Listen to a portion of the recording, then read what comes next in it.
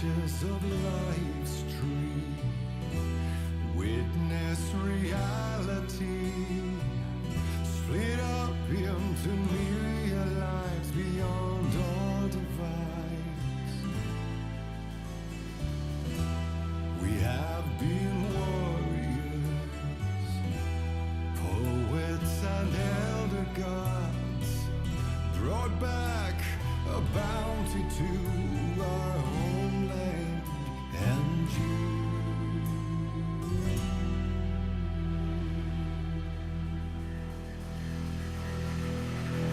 The sea of night, rage and fire in our veins, as life will wax and wane.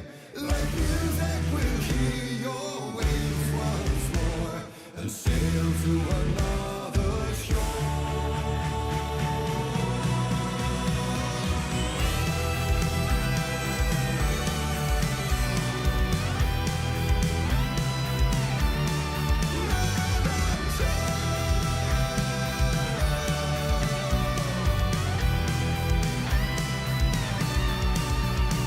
The sea of night, rage and fire in our veins, as life will wax and wane. Like music, we'll hear your waves once more and sail to another shore.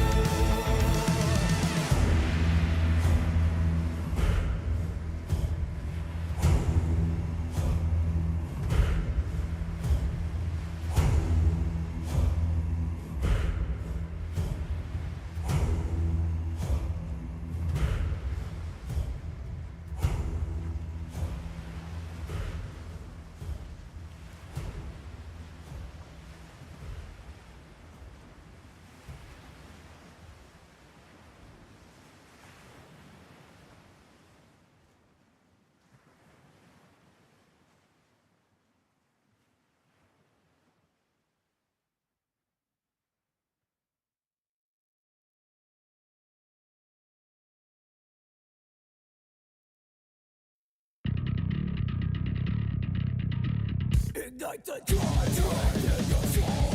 It's calling you.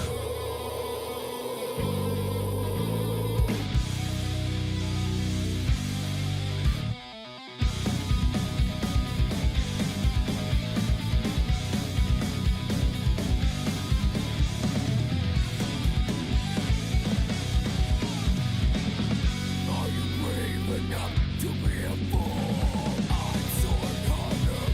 Don't try to be away. No one can find me.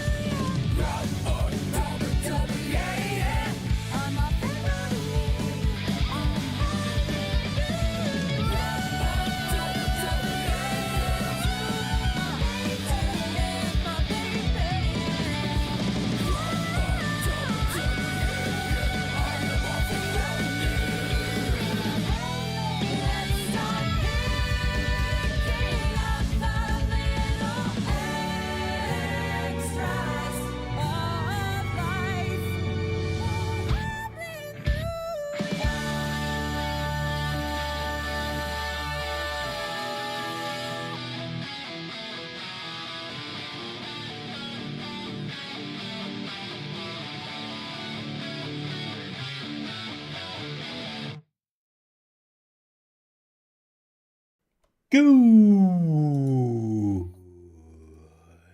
afternoon. Welcome back to The Siege, or good morning, good evening. Welcome back. How are you all doing, folks? Hello, hello, hello. Hi.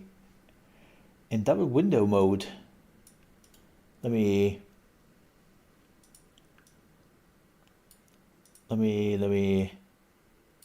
just move myself here and do my thing. God, look at that face. It's like, not gonna lie,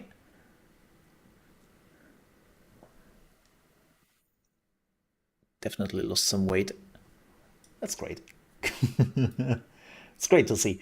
Let me put myself into normal mode for now, and then I'll put over myself. There you go. How are you doing, folks? Welcome in. Today is a very, very busy day. Hello there, Sakran. Hello, everyone else lurking in the shadows. Welcome in.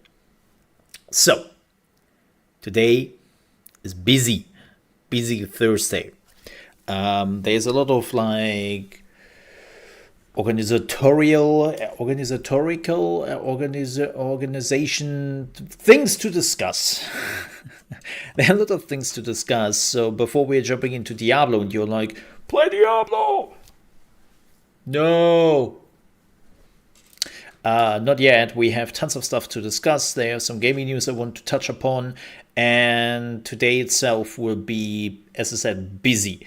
Because, well, we have Mole in the morning, doing some gaming news, talky talk. Then we are playing a little bit of Diablo 4. Just really to wait for the Diablo Season 3 live stream, which is happening in less than 2 hours. I have no clue how long this live stream goes. The only thing I know is that 2 hours afterwards, we will watch 2.5 hours to be a little bit more precise, but I would love to get some minute of respite and eat something. That would be nice. We have also the Xbox Developer Direct, where they are showing off Avowed and some other uninteresting shit. And most importantly, Indiana Jones.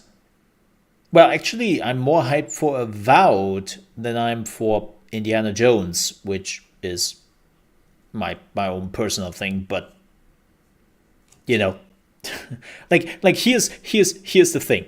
People are like, oh my god, what will it be, folks? It's Indiana Jones, developed by Machine Games, the creators of Wolfenstein.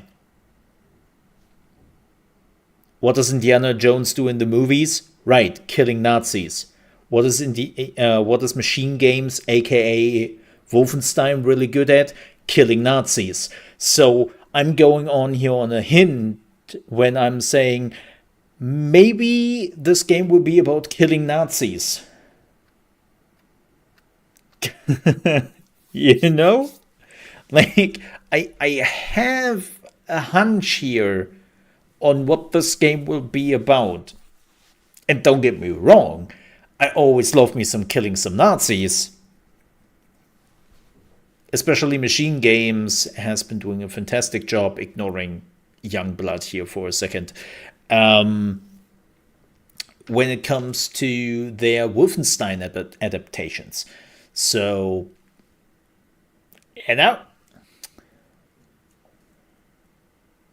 speaking about killing Nazis, let's talk about Germany. No, joking.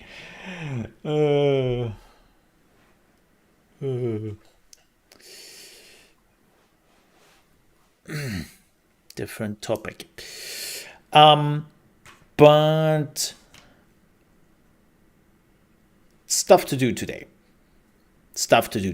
So we are packed. So that's happening. Then tomorrow, we are playing Palworld. I have already watched a little bit of Palworld, just to get like, here's the problem. Normally, I'm somebody who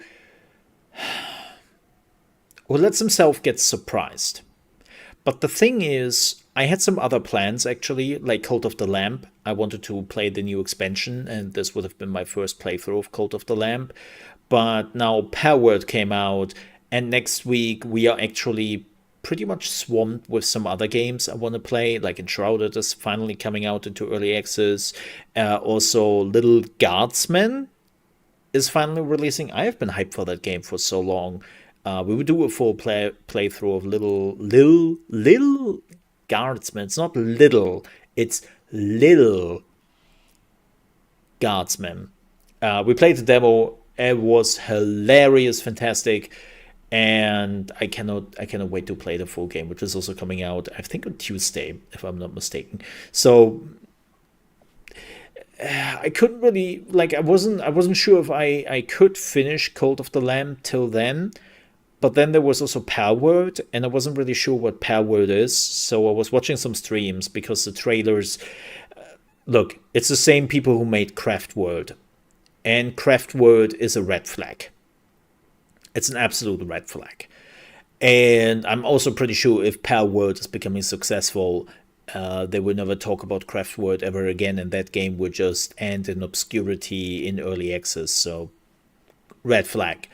So I was like, okay, I have to figure out what the hell Palworld is to get at least a feeling of if I'm interested in that game or not. And more importantly, is there a game?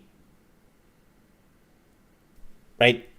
That's, I think, pretty important, because if we have learned one thing from the day before, everyone can put together a trailer and try to sell you something which doesn't exist, right?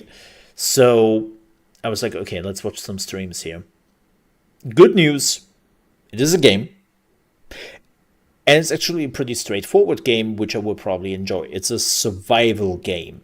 Like, Pokemon with guns is the catchphrase, right? Pokemon with guns is the catchphrase. It's more like Ark Survival evolved with Pokemon. Not as great as a catchphrase, but that's what it is. It's Ark, but with Pokemon. And a bit more. So I was watching it and I was like, shit, this is an actual game. There's actually things happening here. What the hell? Okay. So I'm looking forward to play tomorrow. I try to get an early key, 48 hours before the whole thing came out. I was sending them an email. I would never get a reply. I'm pretty sure of it, which I totally understand. I think every VTuber is jumping on that game right now. Every big Twitch streamer has already hacked that game. And, like, yeah, just, it's no biggie. The game will also be available tomorrow on Game Pass. Quick note, this is a bit unfortunate. I don't know why this is still a thing with some developers, but if you are going with the Game Pass version, Palworld cannot be played together with the people on Steam right now, which is even weirder because the game is running on dedicated servers. They're not using peer-to-peer, they're using dedicated server. So it's this, what? You know, where you are buying a server and you are paying like your $5 per month for like a G-spot or whatever they're being called, for the server, and then people can just connect. And it's like, yeah, that should work. That should work. Right. So yeah, a bit of a. I think they will fix it if I understood them correctly. Unfortunately, their communication is a bit, well, it's not bad. It's just they're Japanese, so the community person is the only person who's like doing the English stuff, and yeah, they do their best. They do their best, the community manager, but you know. But yeah, so tomorrow is Power World. As I said, next week we have Enshrouded, and we have Lil Guardsman, which I'm really looking forward to. It will end up on my ChaosMole Plays channel, which also released the first Toonstruck episode yesterday. We will have new releases of new episodes every Monday, Wednesday, and Friday. And I finally figured it out how I want to do this. And so basically, for everyone who is watching my live streams normally, you can just watch it live. And the VODs will still be available. You have to go through the playlist, which is on my channel, or you use one of the links in my Discord or social or whatever. But basically, the people who are watching strictly YouTube episodes, they will be way behind. Like again, we finished Toonstruck last week. We wrote the credits on Toonstruck on Friday, right? And now they got the first episode. And the same thing will happen with the rest, right? Like just because I stream it, it will not end immediately up on my YouTube. Because I'm also cutting it a little bit. I'm doing some things with it, like getting some thumbnails going for it, yada, yada, yada. It's not just me throwing my VODs on there. If I wanted to do that, I could have just put the live stream up there and be done with it. So that's why there will always be a little bit of a, we are already playing something else on the live stream than what you see on the YouTube. Again, if you're watching my live streams or you just want to watch the VOD afterwards, you can totally do that. But basically for the people who are using the YouTube algorithm and all that, they will be a little bit behind. Because then I also have room if there is a downtime in games. Right? Like right now, this is why I wanted to put in Code of the Lamb. But I realized too many other things, plus Little Guardsman. I'm looking forward to more Little Guardsman. And they're starting on Tuesday or Wednesday. And so I still have enough Toonstruck episodes to just stretch it out till I have Little Guardsman episodes. And then I can put that on the waiting list. So, yeah. What else? Phew. Well, if you have watched my Discord, 2 days ago I woke up to shower sounds, like 4 a.m. in the morning. I was like, what is that sound? What? It sounds like somebody is taking a shower. Wait, I'm alone. Who's taking a shower? So first thing I did is grabbing my good old 24 gauge shotgun, right? And then was prowling my flat to look for intruders. And then I finally reached the toilet. And I was like, what the hell? There's nobody here. Where is that sound coming from? Yeah, by the way, I don't have a 24 gauge shotgun. I don't even have a shotgun. You don't have really weapons here. There's some people who have, but I don't. And there might be a lie. So, funny enough, like you can have guns in Germany. You need a license and all that for it, but you can have guns. It's just much harder and takes a long time. Like, yeah, but that's a different topic. Doesn't matter. So yeah, exactly. So what happened? Well, basically, where the cold water connection is, right, going into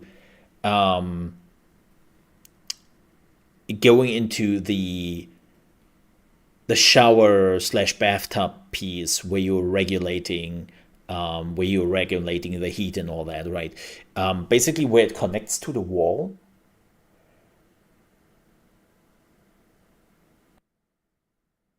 It did well. I have a video of it. I actually put that into my channel for one who hasn't seen it. I know that not everyone is like who's watching my streams are also in the Discord or watching things there. So let me show you this.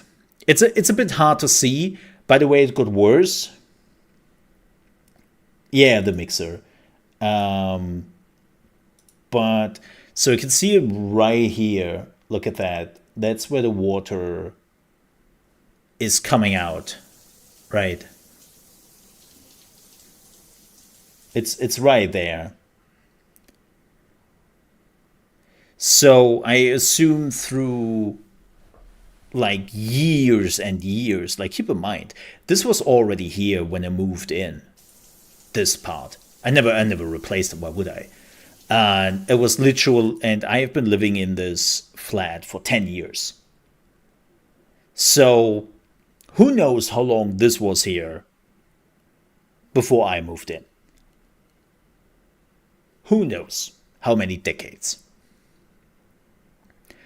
So it just corroded at that point. It just corroded. So I had to turn off the main water connection, right? Because the pressure alone is creating that. It's not like this is open. I didn't open up the cold water. It's literally at the point where the pressure is. And so and you're wondering, wait, why is this stopping? Because I'm turning off the main water connection to my flat at that point. That's what I'm doing. So if you're like, wait, why is it turning off? Because of that. So every time I need water, I have to turn it on again. This is then starting to just shoot water over here, over this area, right? The good news is what you don't see right below, there is an opening in my bathtub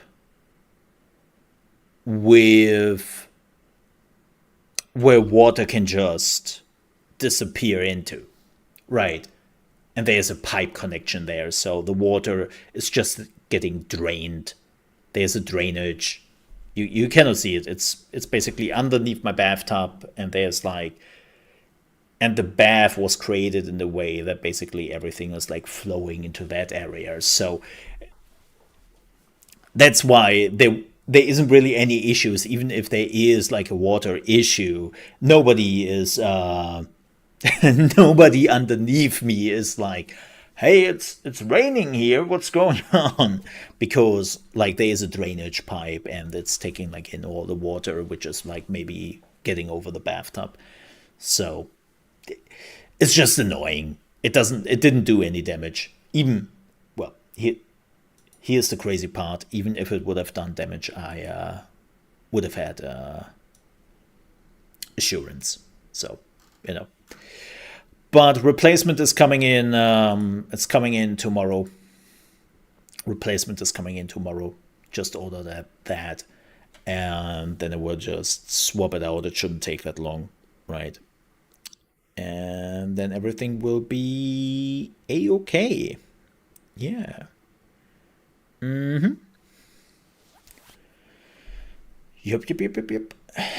So And I swear to God, I swear to God, if the delivery guy is not ringing here because it's Friday and they're literally just like, nah, man. Nah, man. Oh, yeah, the pipe is fine. If it would have been the pipe, I would have already called my landlord.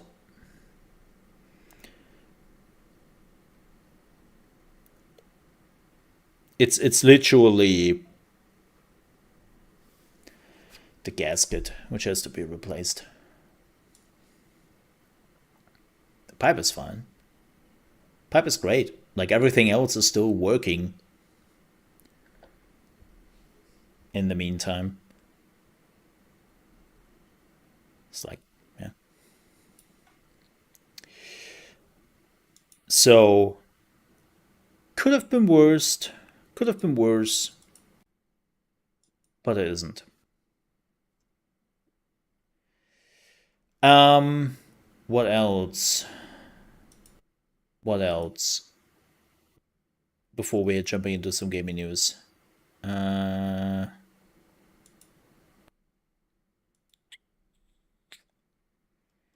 Anything else? Oh, yeah. So, this is something interesting.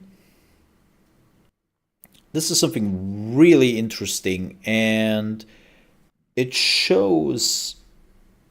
Like, I talked about this yesterday briefly on Twitter, but it shows like an interesting, not issue, it's just a learning experience, I would say. So, as you probably know, I played New Cycle, did some live streams on it. By the way, today is the release of New Cycle. I did a review on it. I actually plan to do some extra videos on it, some guides. And unfortunately, I came to the solution not to do that because I get no traction with the game. Zero. The live streams didn't get any tractions. It was the worst live streams I ever had.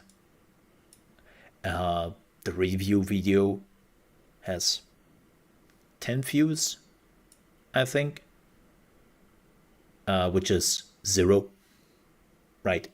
Like, normally I'm averaging 100, if not thousands of views on my Mole Under Management channel, right? Depending on what I'm doing. But this game, nobody cares for, which is really unfortunate because the game is good. It's just the algorithm, and with that, the traction is not there. And unfortunately, I have not reached the point in my content creating career, at least with YouTube and this channel, to create traction. Right? They're just YouTubers. When they're like playing something, they will create the traction for the game. And I kind of hoped it would be possible. Like, not crazy numbers. I wasn't stupid. I wasn't expecting thousands and thousands of views, but a few hundred I kind of hope for to see. And that wasn't the case. So again, that's unfortunate, right? Because it also makes me look not so great with the PR company I have been working with. That's always a downside too. But it really taught me some valuable lessons. That right now I have to stick to less obscure games, which are not necessarily, well, even the biggest are okay in the strategy genre because strategy is a niche. But completely games you have never heard for or never heard of, I cannot do that. I'm not there yet. Yeah, it's very obscure. It's very obscure, which is unfortunate because I think it's a really good anno game in an apocalypse setting, right? Apocalypse. So I'm really enjoying it, but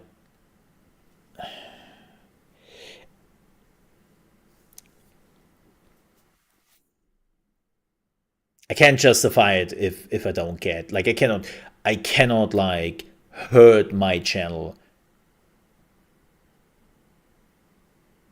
by creating like 5 6 videos on it. The YouTube algorithm is slowly like, dude, great that you're doing it, but nobody cares. Please don't do obscure stuff.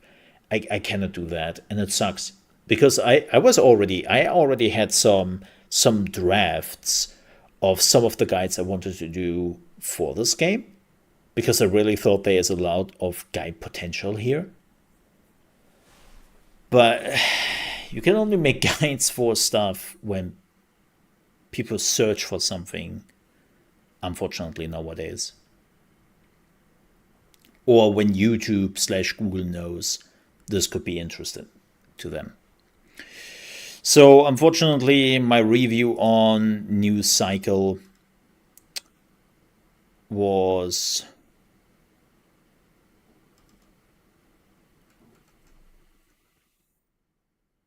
that was it. That was it. Sucks.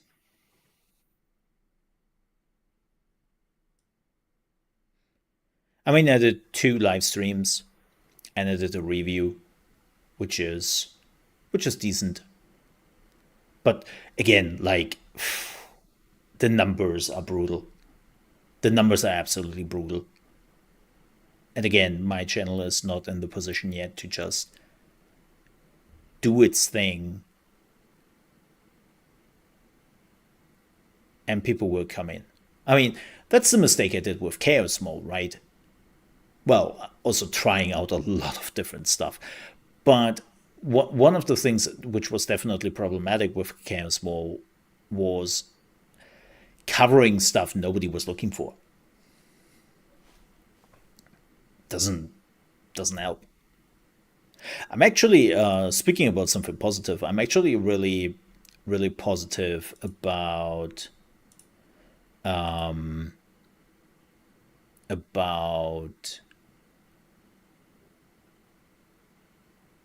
the Mole RP channel and the last Epoch video I made.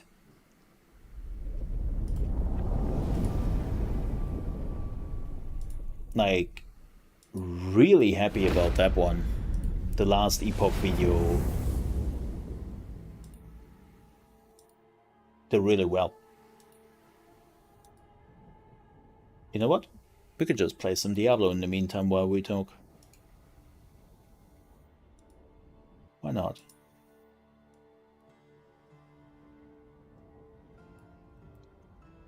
Why not? Right. Yeah, I know that. Thanks. So, yeah, I have some other games, so it's not like I don't know what to showcase or anything. So that's not a biggie, but eh. Yeah. Let's talk about some gaming news. How about that? Well, I'm oh, how many? 2 minutes? Hell yeah. Let's have some gaming news. Unfortunately, the most recent news I just saw, like before I started the stream, so it seems like that the big layoff and closure of studios is continuing. Ooh. First time loading stuff. is continuing in 2024, as unfortunate as that is. It really sucks. But rumor has it, or no rumor, it seems very much like Piranha Bytes. Piranha Bytes might be closed down. The creators of Gothic, Risen, Elex will probably end up in the embracing arms of Embracer. Because they're not making enough money. And Embracer does not like that, because Embracer is, like the management, is a twat.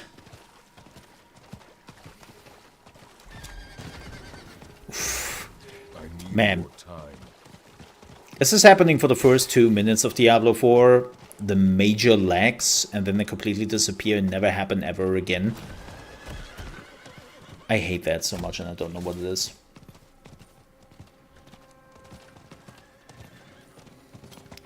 Why doesn't Blizzard have the balls to leave chat on? Because... Hello. As if there would Greetings. be any meaningful being said. I mean, I think they would do moderation when the stream is starting. I don't know, I never watched the chat really too much. That's my personal opinion, by the way. In most games, chat is only toxic.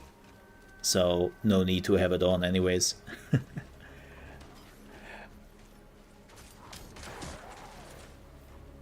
Oh, yeah. Like the rubber band, we played, what was it, 2 days ago? When they made the Season 3 announcement. The rubber banding was insane. Ugh, the first lags. I don't know what those lags are. Again, they only happen in like... And they're server side. They're not my PC side. Like, those lags are basically happen on the server side of things.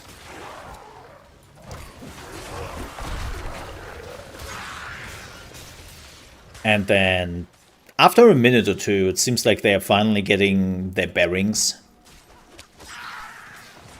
So... it's annoying as hell. Yeah, the first thing I always do is, like, removing general chat. I'm not ready yet. Oh, only him? Okay, lol. I thought there was more.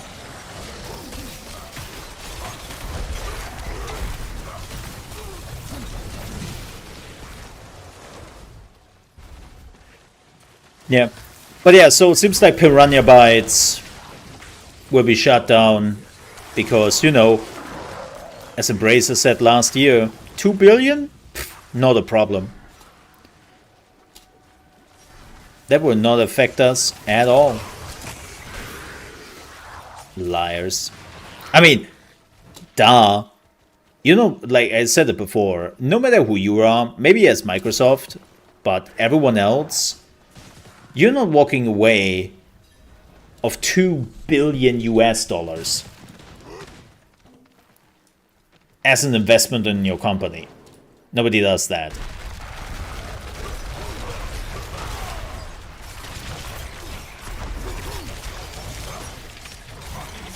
Like, you don't. Right. So, it absolutely sucks that they will probably shut down them. Especially Piranha Bytes. Man. Piranha Bytes has been existing since 1997. That's how long they have been making games. Which is even crazier when you think that the Gothic remake... Like, I know that another studio is working on that thing. But like, what?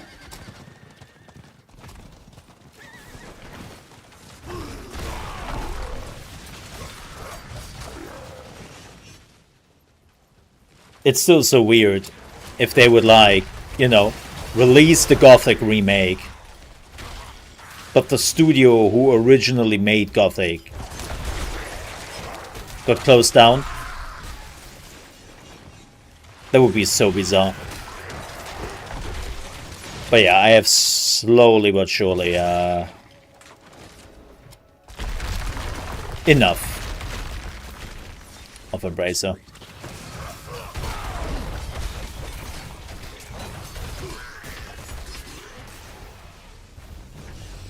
Is he already dead? Oh, he's already dead.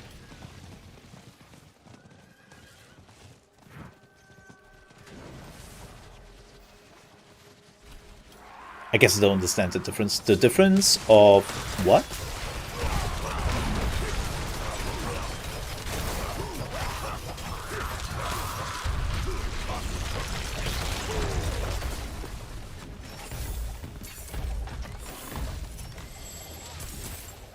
There we go.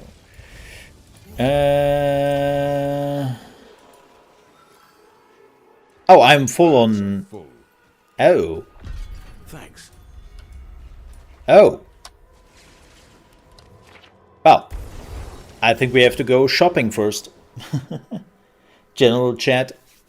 I don't read general. I never see the general chat. Like in every video games, it's the first thing I'm just ignore. Look, I'm coming from MMOs and MOBAs for decades now, The forge is ready. and I there's just not anything good there.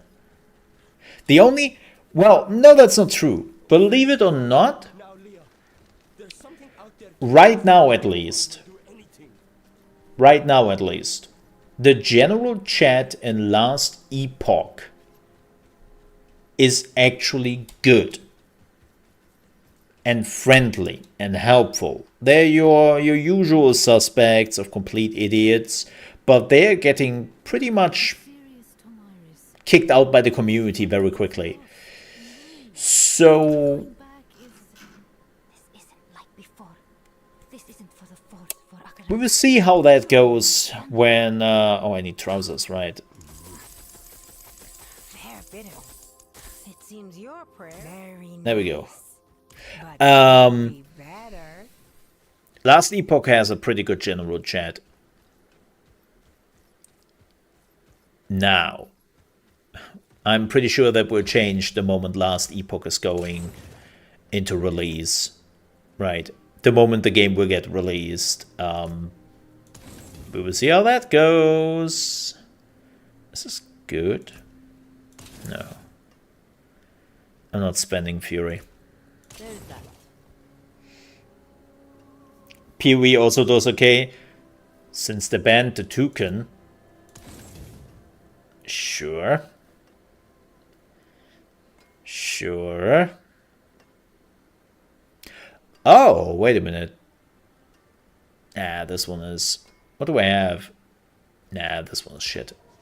I can break them. Not the right stats. Helmet?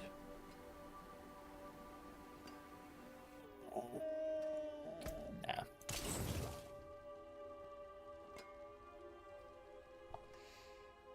Man, you know what I want? This is also, I know PoE has it to a certain degree, but also like no last epoch has it, that you can specifically create a filter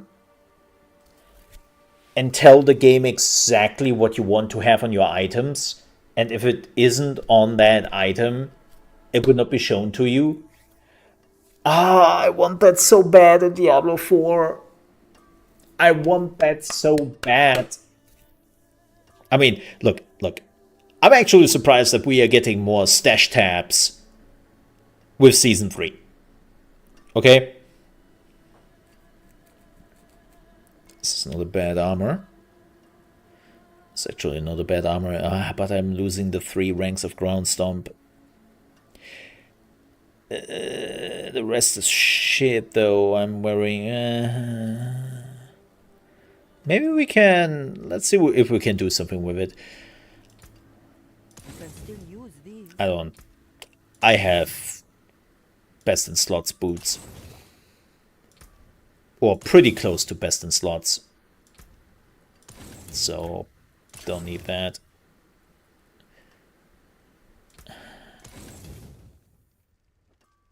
That's shit. I can break that down. What the hell? Kick and leap. Well, There's that. have a good one. Okay. Oh. No luck here, I guess.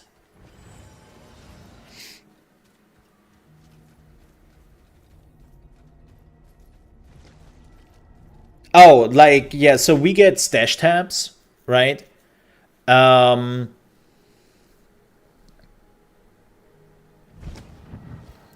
Which is great. That's a good step. I'm actually surprised that we are getting that, because so if people don't know the story, but it wasn't a developer interview where people were asking, hey, why do we not get bigger backpacks, or why do we not get more storage in general?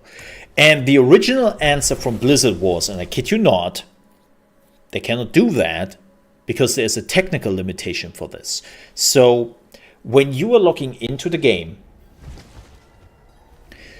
you will scan and know every single item of other players in their backpack and in their stash around you at any given time.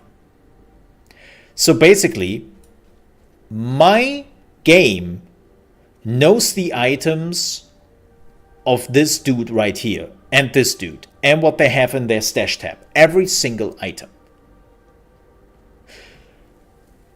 Which is insane and makes no sense because, well, there is no item trading really in the game, right? So why would I have to know what items they have in their stash and whatnot? If you want to make trading faster, right, by not having to load in the every single item you want to trade, but you just already know what's there, I can see that. But because it doesn't exist, it puts apparently a huge strain on their servers. And if they would add more storage space, it will put an even bigger strain on their server, and this is why they couldn't do it. Which is kind of interesting, because now for Season 3, they have announced that they're adding more stash tabs. So it's like, have you found a solution for your problem? Or did you just remove it? Or did you lie to us, Blizzard? I don't know. I just don't know. He's back. I don't know, man. I don't know. I just take it at what it is. I have to take it at face value, what they are telling us. And hey, Dracula, welcome in, man. And that's that.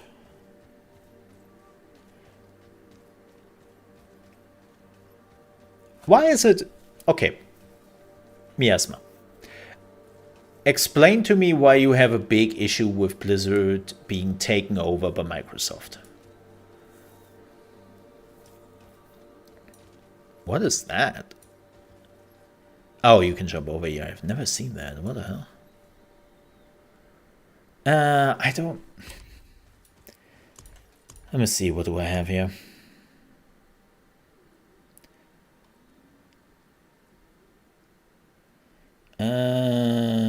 This is fine. I have no backstabbers.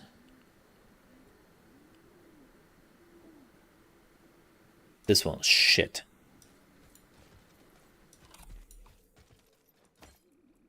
%40 less melee damage? Yeah, no.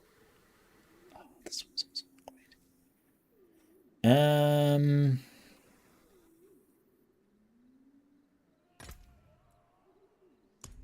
That sounds good.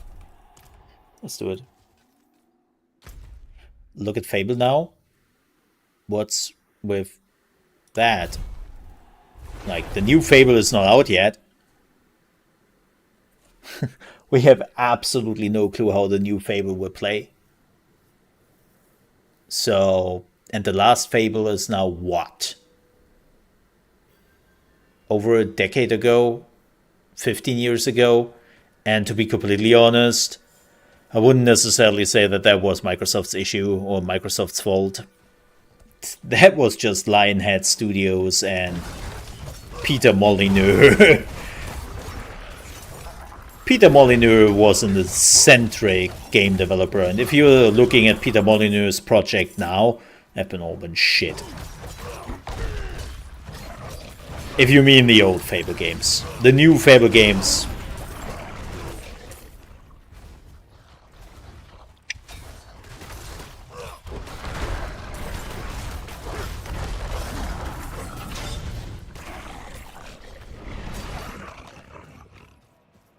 No, like, nobody has played the new Fable game yet. Like, the one trailer they showed us didn't really show us anything.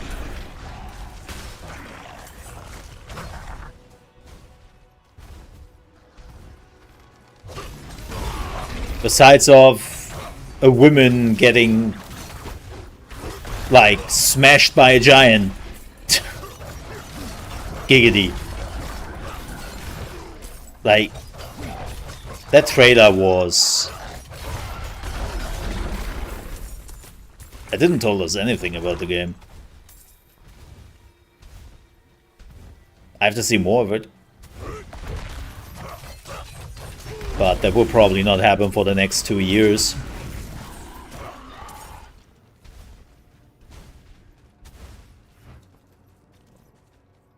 So, yeah.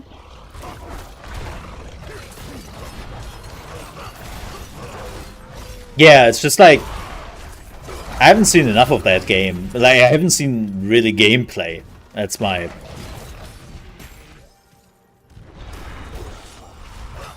Not ready yet.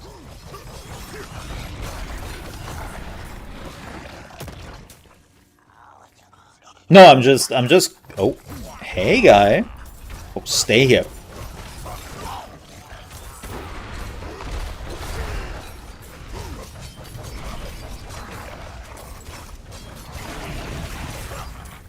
Like, in my opinion, when Microsoft picked up Blizzard, or Activision Blizzard, Blizzard was in a state of just... shit.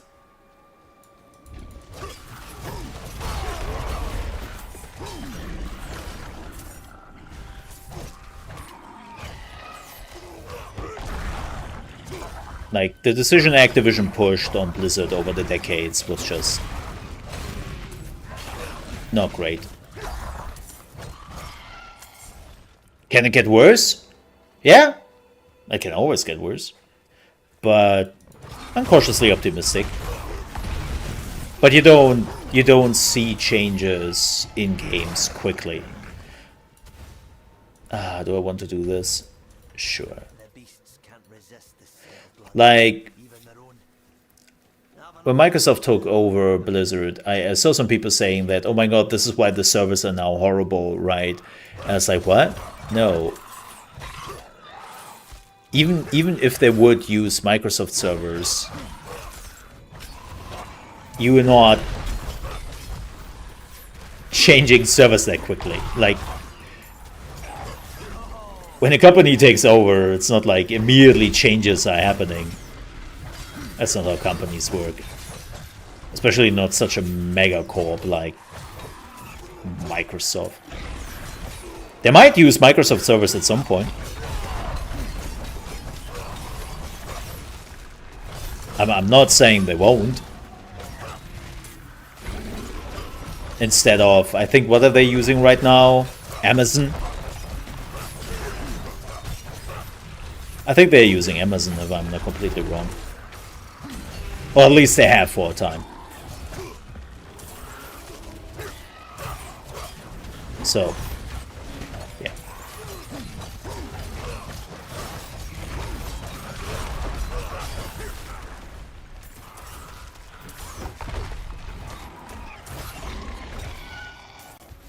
How much more do you need, dude? Oh shit, we didn't do it in time. We were too slow. Shit. Collect much.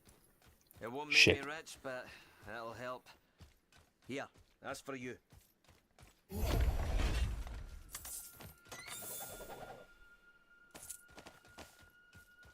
My bags are full. How am I full already? I'm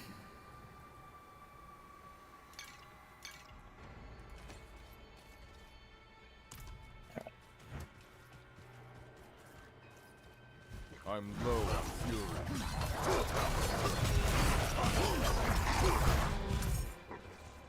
Yeah, one last note. One last note on that epic, and then we are moving on. If you want to see how Microsoft has actually not affected the game, even though they own the company for years now, look at Redfall. Redfall completely slipped through the cracks. And they admitted it themselves. And Arcane has been working for Microsoft now for what? 2 years at this point? And Redfall was completely unaffected by it.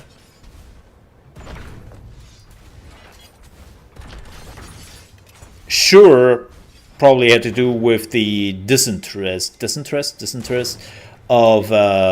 Microsoft for that game.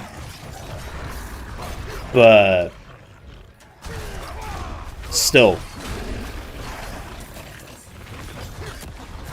how that game just went under the radar and nobody noticed. Ugh.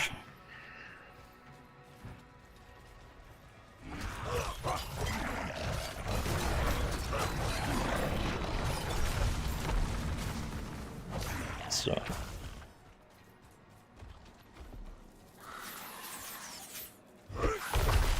I don't even think it was trust me, bro. I think the problem was Microsoft just didn't care. Especially when you, like, Microsoft at least says they want to do hands-off with their companies, because they did a hands-on approach back in the day with the games division. That went like shit. Right. Even though it wasn't really their fault most of the time, but they made some mistakes, 100%. But I think they just didn't care enough, especially with Starfield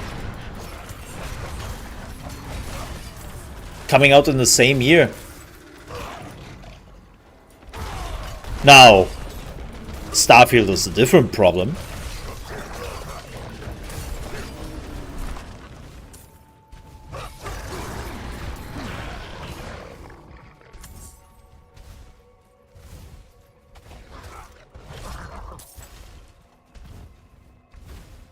Oh yeah, speaking of Starfield, a little bit of a news part here. So, Starfield has announced that they're working on the biggest patch yet, with hundreds and hundreds of fixes. And that patch was supposed to go into beta testing on Tuesday. I can't lift more. And, well, because of a bug, it was not. And now they have postponed it to when it's ready. And I'm like, yeah, that sounds like Bethesda. That sounds like Bethesda.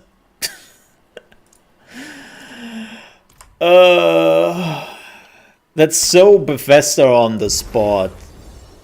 With just, we have a bug, something is not working. Oh. Okay. In Easter... Oh, they found an Easter egg? Okay, my bad. My bad. How dare I?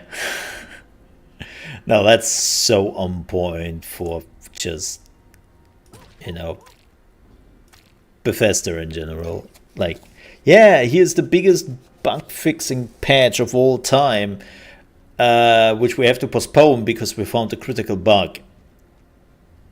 Yeah, okay. Okay, Big B. I gotcha. I gotcha.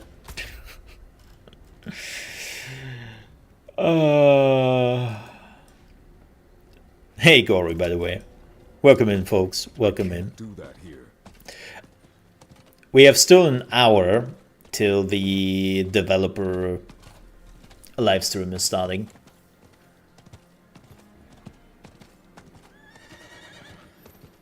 So prepare your butts. Oh yeah, can you, like, just putting that out there, can you imagine Starfield would have come out in 2022? Can you imagine that? Yikes. They really wanted to push that.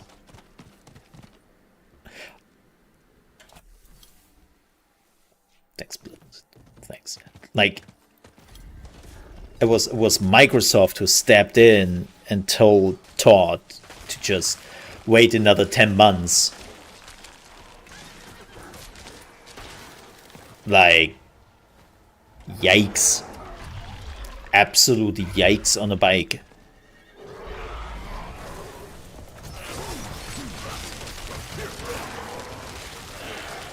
Didn't help the gameplay.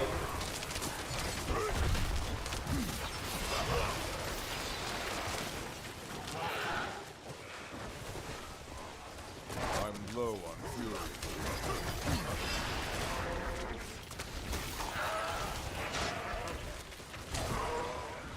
Didn't help the gameplay.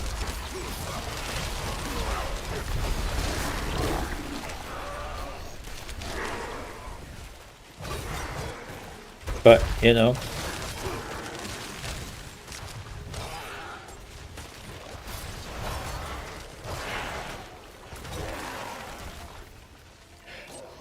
I probably still have the ghosts living in my ship.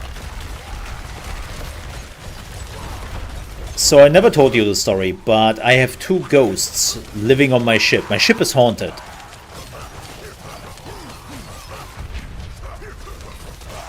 My ship is haunted, if you don't know. There is a quest, and I would not spoil that quest for people who want to experience it themselves.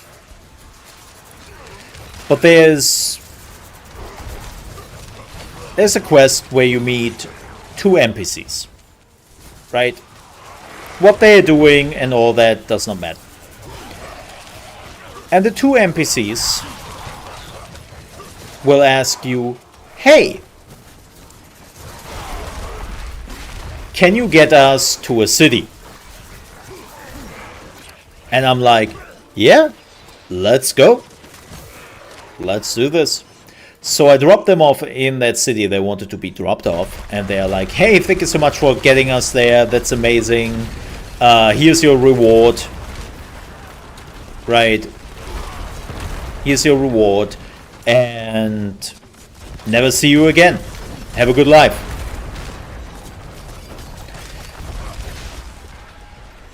And I come back into my ship. And I just hear the voice of the NPC I just dropped off going, man, glad that we survived this. What? And the 2 NPCs are on my ship again. Not ready yet. What's worse, they're not moving. And well, I had to change my ship, but they were standing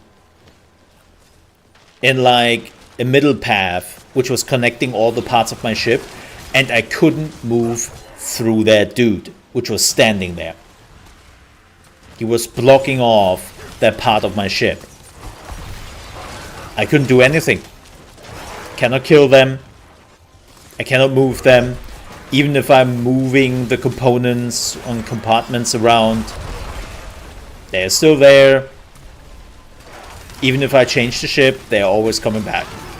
So I had to take the compartment they were blocking and move it basically into a place where they're not in the way, just so I can actually use my ship again. I don't know if they ever fixed that. No clue. I expect not. Because, you know, Bethesda.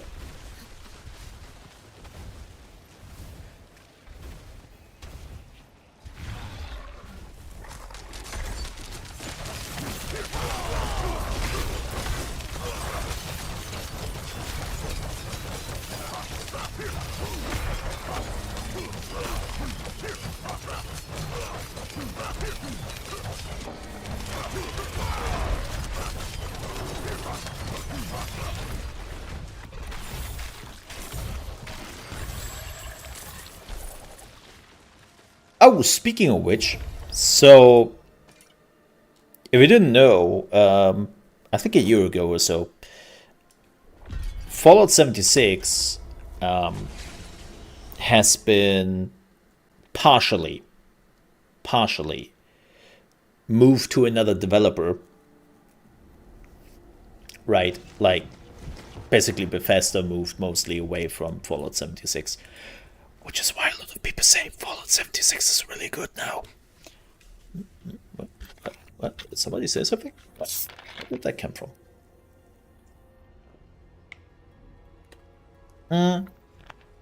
But, so here's the funny bit.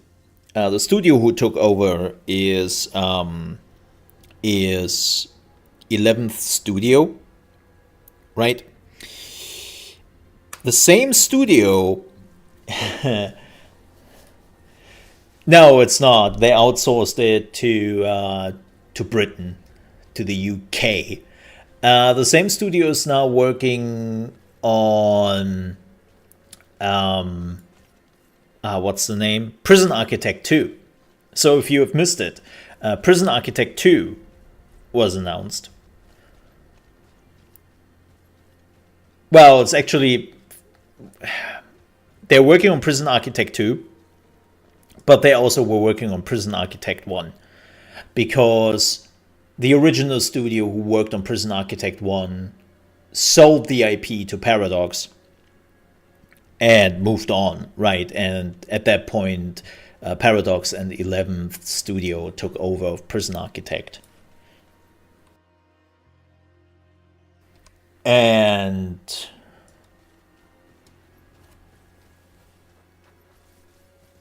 yeah. So they're now working on Prison Architect 2. And I was actually thinking about making a video because the thing with Prison Architect 2, so they changed the graphics, where Prison Architect 1 was very much it was 2D and RimWorld looking as. The new one is 3D. And there was, of course, immediately starting a discussion about how dare you? How can you do that? Why are you moving away from 2D? Where I'm like, folks, I get it. You love the RimWorld aesthetics. You love like the 2D aspect of it. I get it. I really do. Oh, this just started. Nice. I truly, truly do. But the thing is, in this case, there is a really good reason for it, and that's gameplay aspects, right? Like, it is a completely different world when you are building a game in 3D or 2D, especially when you have a management building game where the idea is that you can build on multiple levels, right? You have like just more opportunities in a 3D world to do something with it. And also like the escapes, like in Prison Architect 1, the escapes were cool, But they were also pretty simple because there was just one layer, right? There was a wall, they tried to get through the wall. And so on and so forth.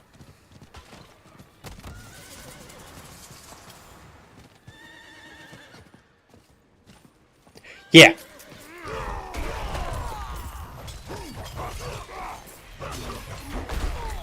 So, I get the nostalgia people have for it, and they're like, nah, man, don't remove that. I get that. I really do.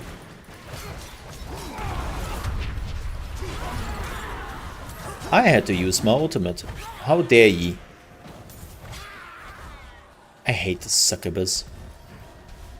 Is it succubus or succubus?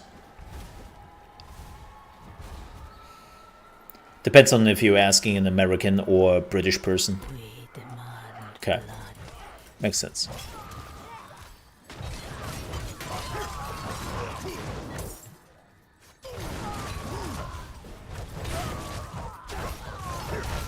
Yeah, like, so the idea that it is now 3D instead of 2D, I know that some people are not happy about that, but the reason for it makes absolutely sense from a gameplay perspective.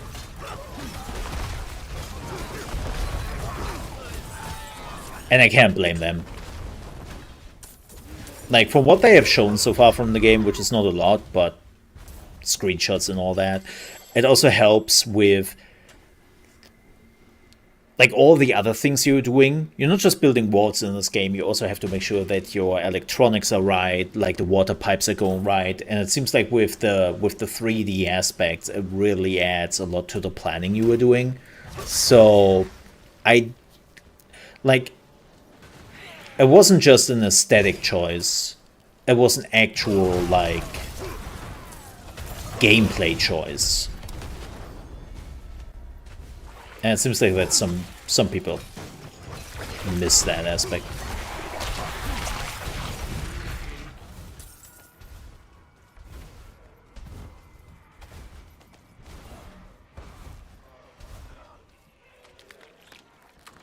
But yeah, I'm also I saw also some people going, but why is there a second game? Like, the first one is still fine. Just do the first one. Continue the first one, man.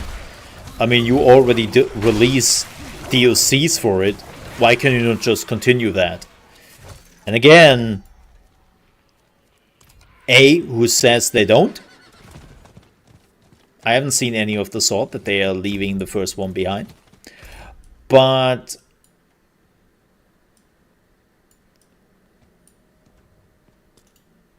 down here, right? Ugh. But the thing is, again, the first one was developed. Oh, it's here. Oh, it's here. Awesome. Was developed by a different team. They just took over. And from what I've heard, it's never fun to basically work with the code of another developer.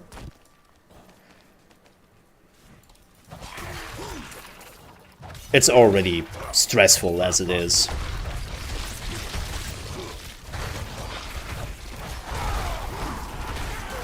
No, I'm not a coder.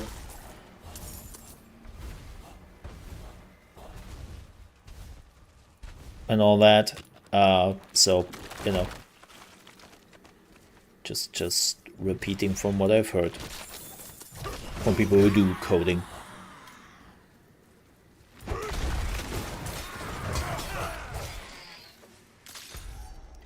Where was it? I should probably mark it, right? So that I can find it. But yeah. I'm not ready yet. So I can totally see why they wanted to do a second one with their own code. Like, I get it.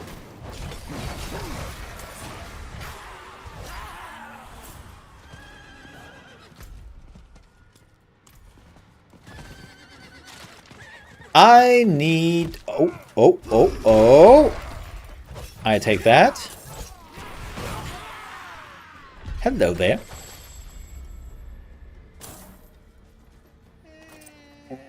This was shit.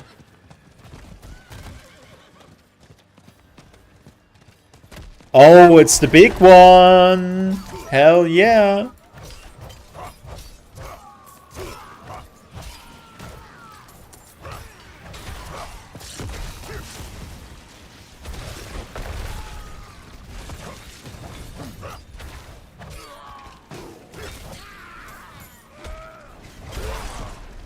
I must wait.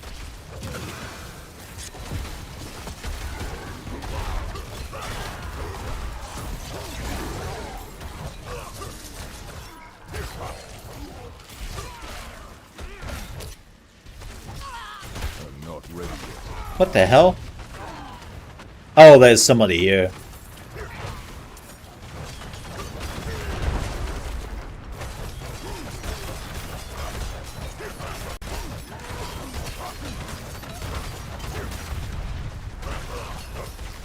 What the?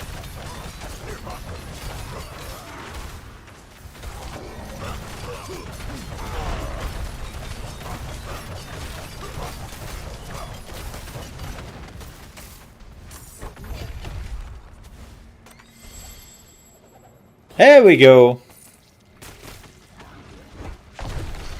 Awesome.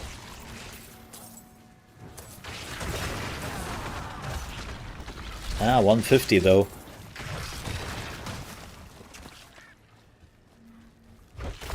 Do we have a... No, we don't.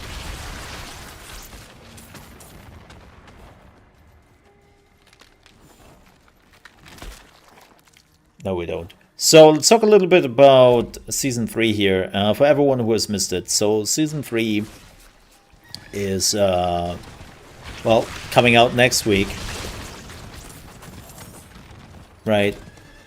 And it's basically exactly what I have been saying for a while now, that Blizzard would just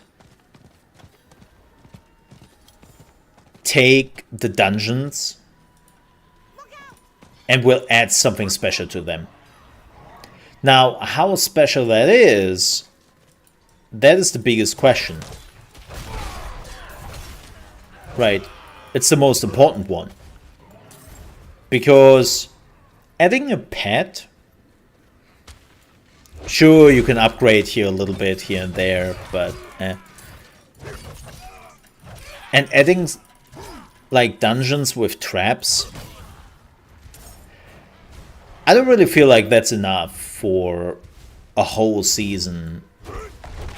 Like, not even for a month, leaving alone for 3 months. So I am curious to see the details on said dungeons. Right? And I want to see the quality of live updates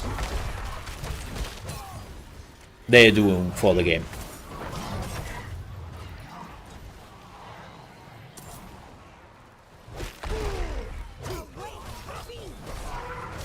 I want to see what else they are adding to the base game.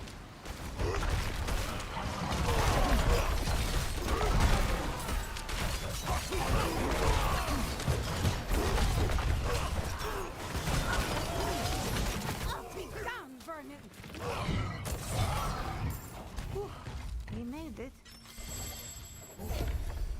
And they have to nail that. They have to nail that. Am I concerned? Yes. Do I have expectations? No.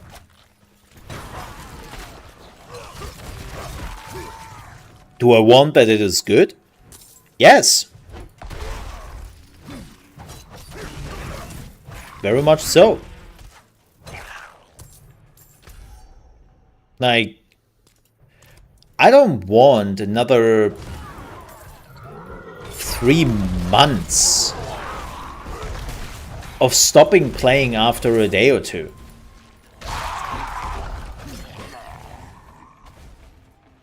because I had that with season 1.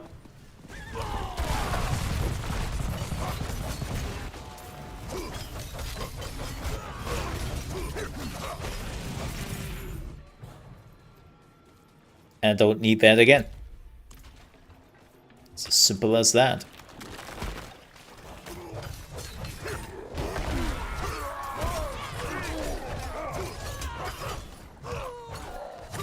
Like, that I'm not getting occupied for 3 months.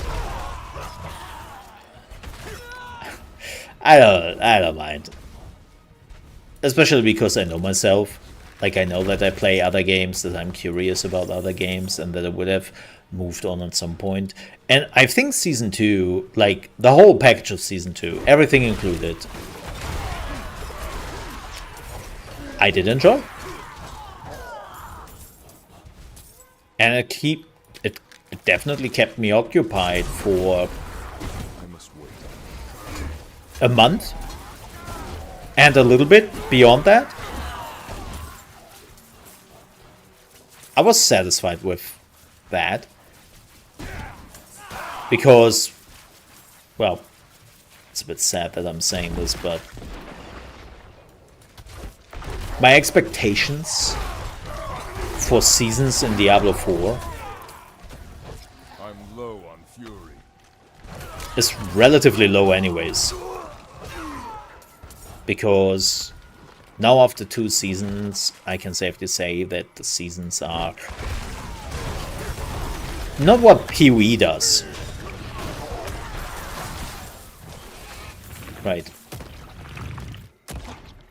PoE does their mini expansions, or sometimes bigger expansions, depending on which season we are talking about. With a season, Blizzard does not. Blizzard does not. Oh. Getting the chest. Oh, hi! Hi, hi! Yeah, I was looking for you, pal.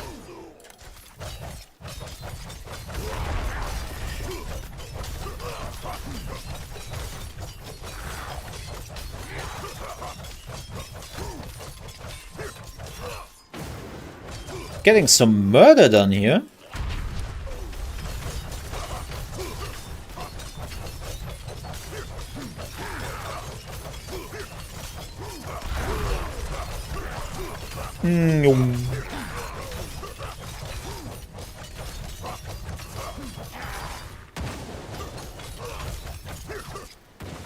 So was jumping from me, chat.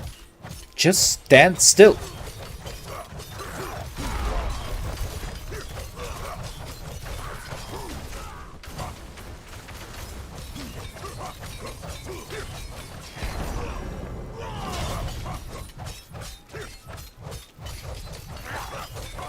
He's running.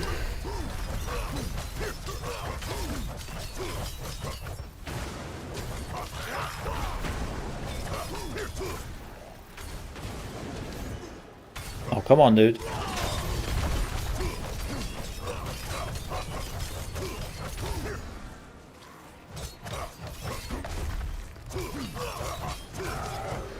Oh, boy. Get out of here.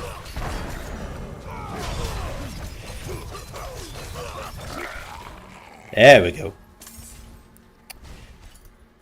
It actually just takes that long because the stupid crowd control it's using there is still there. It is still there. Awesome.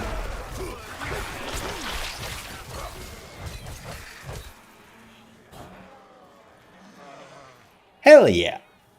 Lucky me.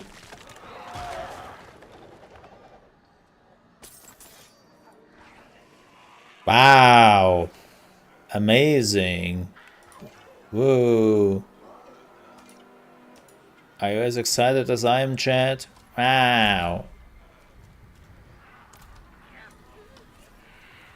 But yeah, my plan is that every week from now on, till the release, We will have a Last Epoch video here on the channel. I think I get everything I wanted out of this Helltide. Let's do some dungeons instead.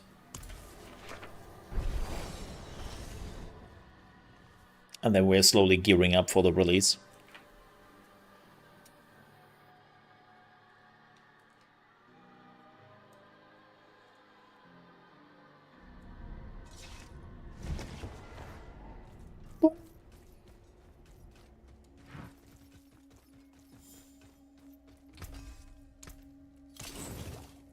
Not saying I'm giving up on Diablo or anything, just to make that clear. Just, you know, I think Last Epoch, I hate to say it a bit, but right now Last Epoch is just a better game. It has more polish. It's a, like for me, Last Epoch is a great game because it is easy to get into, like Diablo 4. But it can get pretty close to how convoluted PoE is. And I mean that as something positive, as also as something negative sometimes.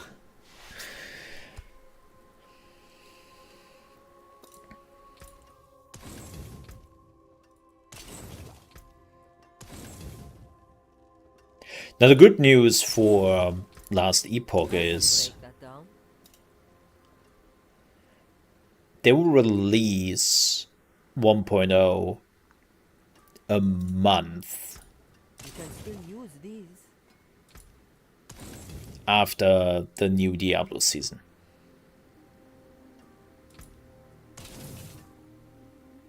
Which is pretty good for them. There's that. Pretty good. Because that's the time where probably a lot of people will get a little bit bored.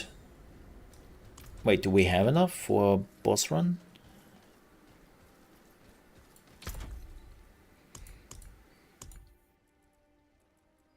Oh no, not those. Not those. We are one low on that one.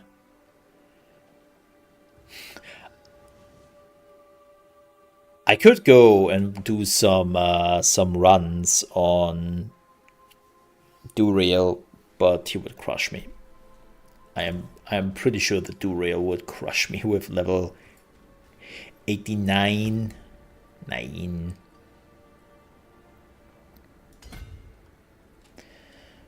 Pretty sure of that. I will be honest, Chad. I don't really know where to go next.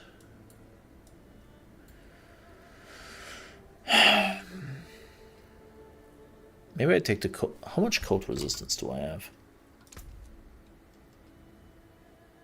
Oh. That would be pretty decent.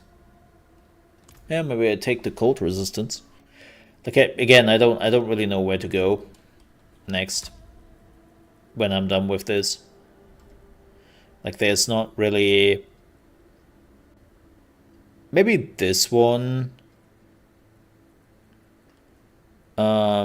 Maybe I will also work on the glyph socket. Like, the thing is, I have to re-socket my glyphs a little bit where I want them to get the extra perk out of it. But I say all this, and technically speaking, it doesn't matter.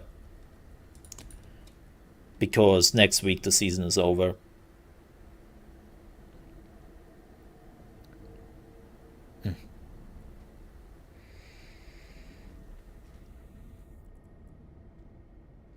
Like, yeah.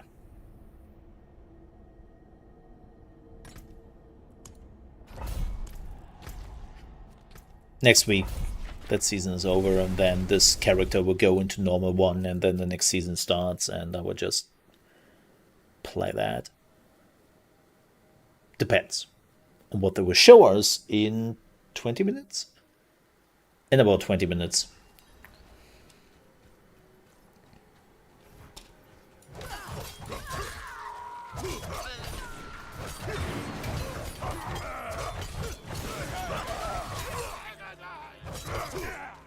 Why am I even doing this?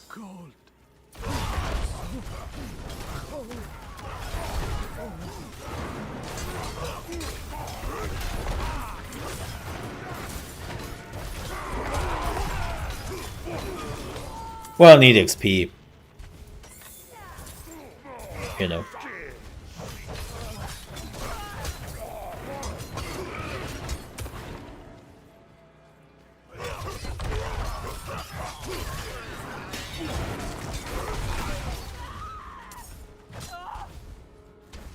But yeah, leveling still takes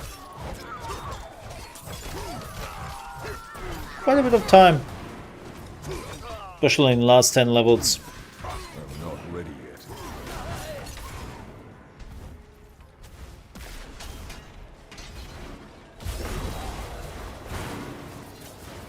Well, and I'm not doing a lot of AoE damage. I think that's also, like, definitely one of my weak points. Right. If somebody's asking, what's the weak point of this build? Not enough AoE.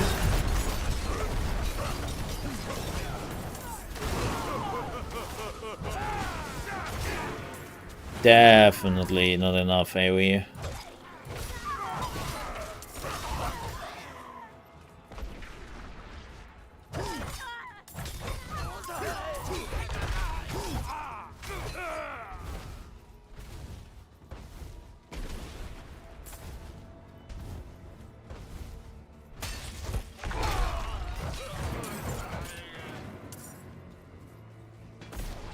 Am I blind? I mean, we know the answer to that question, but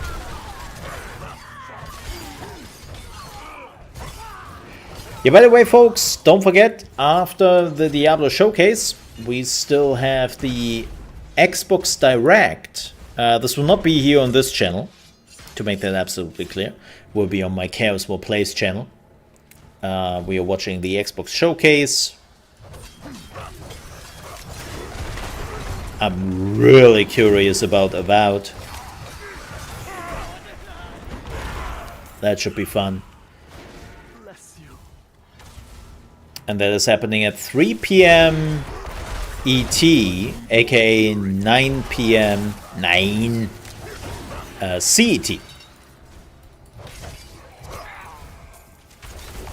I'm low. I'm not ready yet.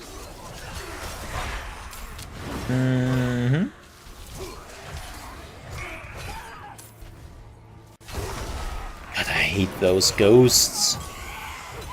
And then tomorrow, we are checking out Power. Wouldn't have made it without you.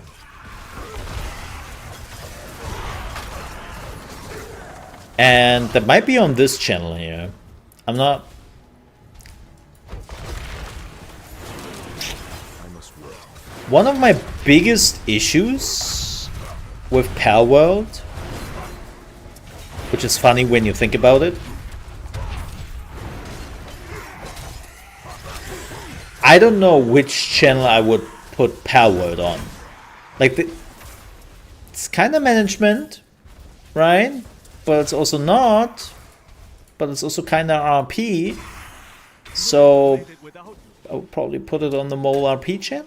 But is it really full RP?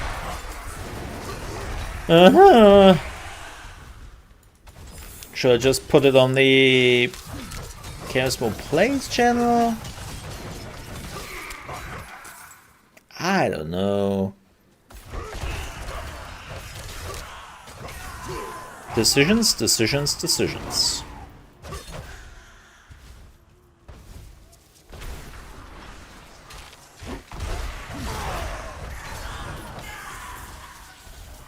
My savior.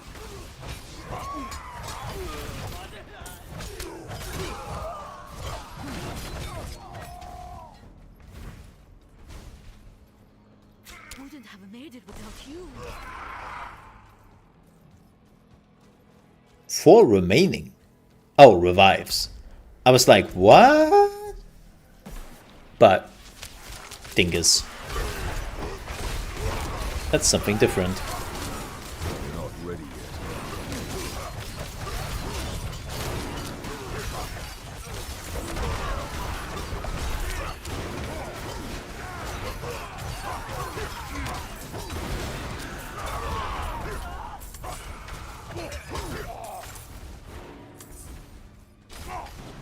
I have to watch the VOD for Xbox. Oh, what are you watching? Godzilla -1 in black and white? I haven't even watched Godzilla -1 yet. I hear so many good things about it.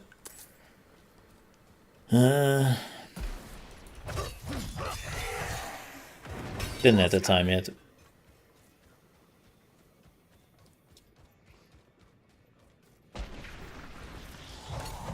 Oh, you. Oh, it's you. Oh, look, you were dead. Surprise. Wait, which one?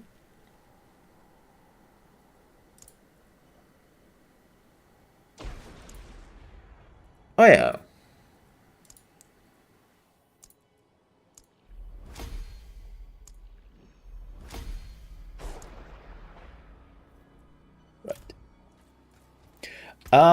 We can do another. We can do one more. We can do one more, and then we're wrapping it up here, and then we're watching the showcase.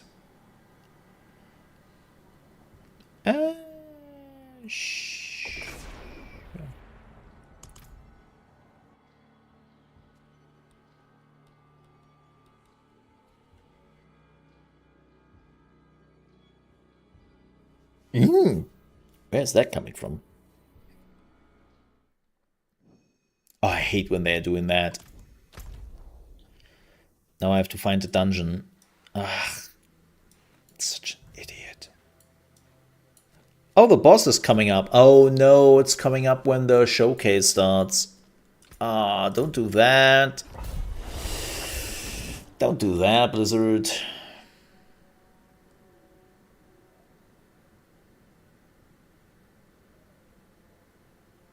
I mean, it's always full hour, but you know what I mean.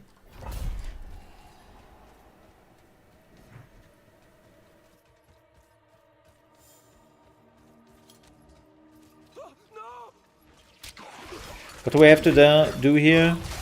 The bell? Okay. Well, then I will just look for the bell. Found one.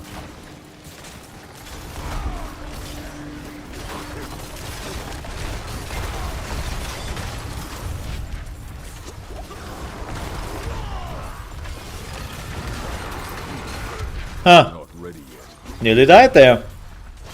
That would have been really awkward.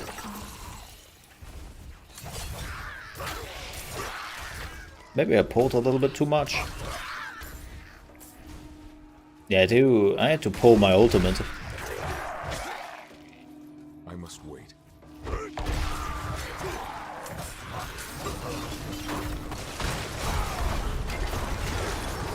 Which doesn't happen too often. Not ready yet. Funny enough.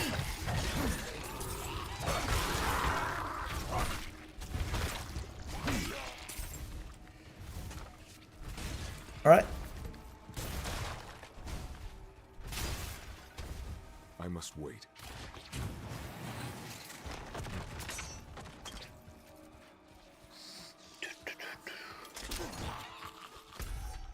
Nope, wait. Took the wrong one.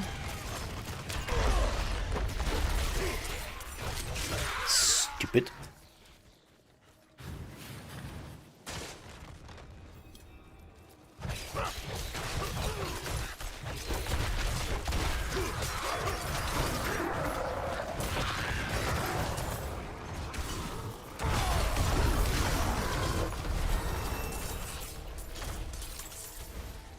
All the money.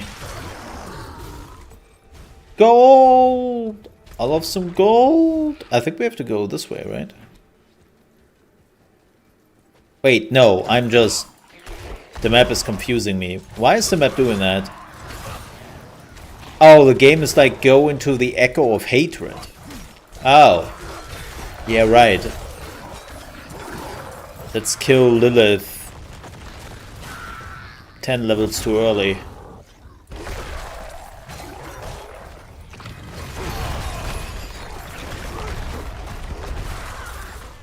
I don't think that's a good idea. I'm out of fury.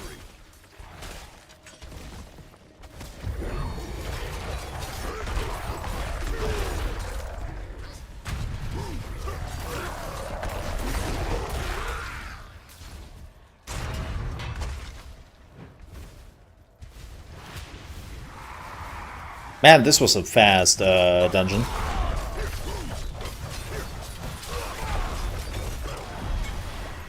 I love that.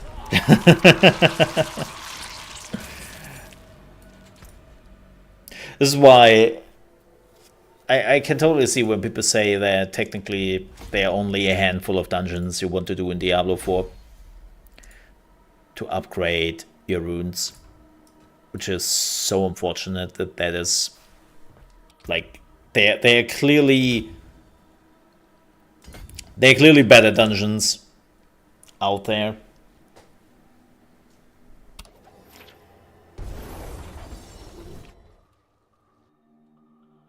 So yeah.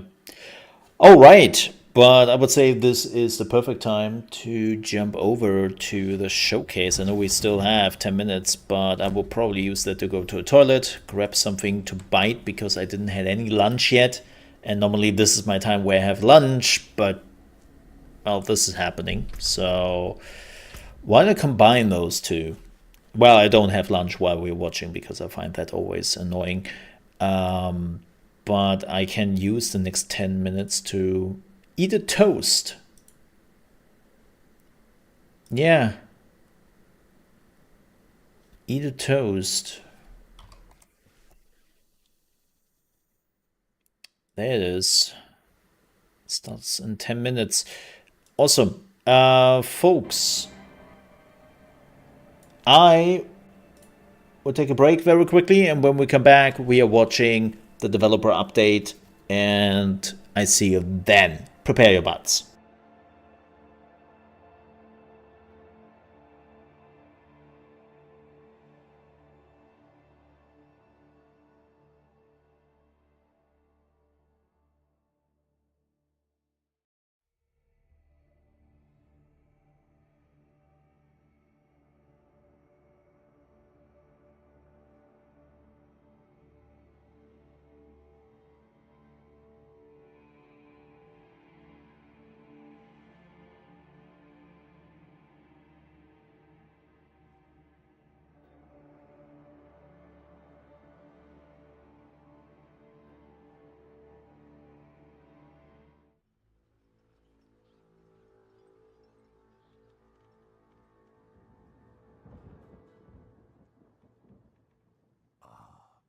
Welcome, Wanderer.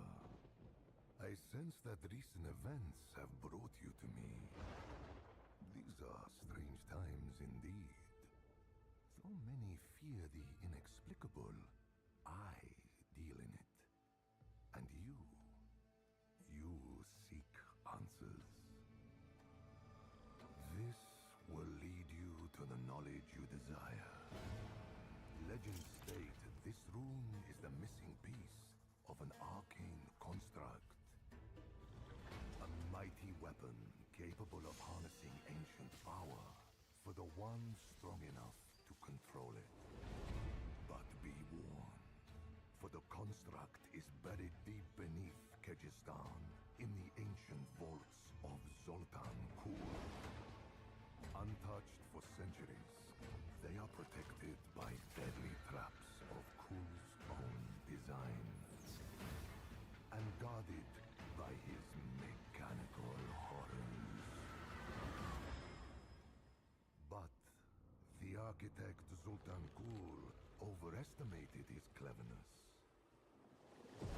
In his hubris, the mage abandoned his work, leaving darker forces free to corrupt his machinations and claim the vault's power for themselves.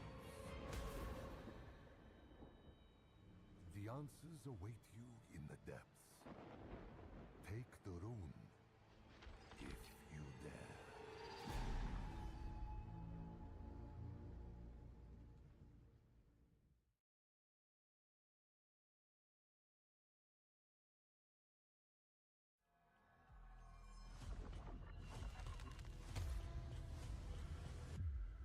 Season of the Construct has so much going on. New quest lines, new legendary items, new unique items, new mechanics, challenges, and more. In the Season of the Construct, you learn of a wondrous place beneath the sands of Kejistan, filled with untold treasure. Nearly all who seek this treasure never return. Those that do return are haunted, or worse yet, possessed. You seek out this place to put an end to whatever's lurking there. Following a lead, you discover a sprawling network of underground vaults. It houses the Loom, a priceless apparatus built long ago by the brilliant mages Zoltan Kuhl and Ayujan of Chaldeum to shape the elements and build tools to serve humanity. While exploring the network, you rescue Ayujan, only to discover that the demon Malphus has taken over the Loom to create its own private hell. Malphus is a servant of Diablo. He's unlike other demons we've encountered in Diablo IV.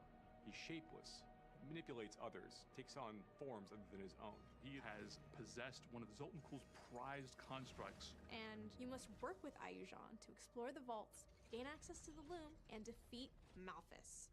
This season introduces constructs. These elementally powered monsters were originally created by Ayujan and Zoltan to protect and maintain the Loom.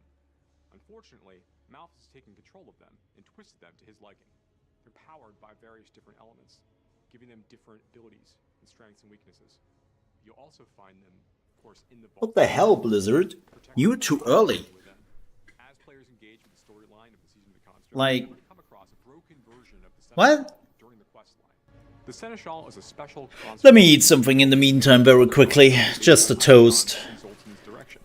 Ayujan of Chaldeum repairs the Let me Seneschal just eat that very quickly. The Seneschal construct is your companion. It's a rebuilt construct that will accompany you throughout the season. Your construct's power will grow along with you. The Seneschal construct has many different abilities that can complement the player's build. It can deal damage, crowd control monsters, or even support you directly by healing you or providing you a damage bonus. Magical stones are the key to customizing and empowering your construct. They are primarily found in vaults. You get governing stones from the season's quest line, and you get tuning stones from playing through the seasonal content. A governing stone is a core construct ability, while a tuning I can stone already is a tell you singular modification for that any number of healing governing and stones. damage boost As will be players the most progress used through one. the Season of the Construct, and they're leveling up their Seneschal, adding new abilities and improving them. They're going to find abilities that are going to deal damage to packs of monsters, to single monsters, and also abilities that are just focused on buffing the power of the player themselves, so that players have different options as they're progressing through the season.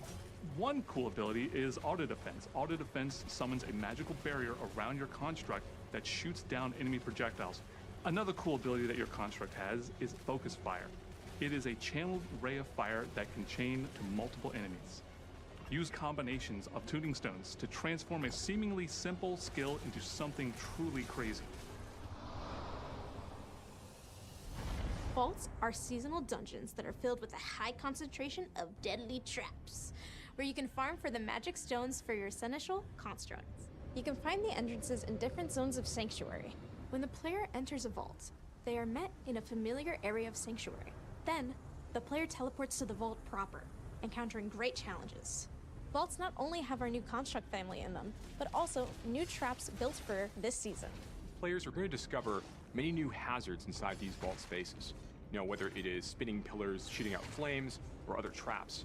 Players need to stay on their toes while they're progressing through these vaults. In order to stay So, alive. trap dungeons. Each vault culminates in a gauntlet of trees and a powerful elite.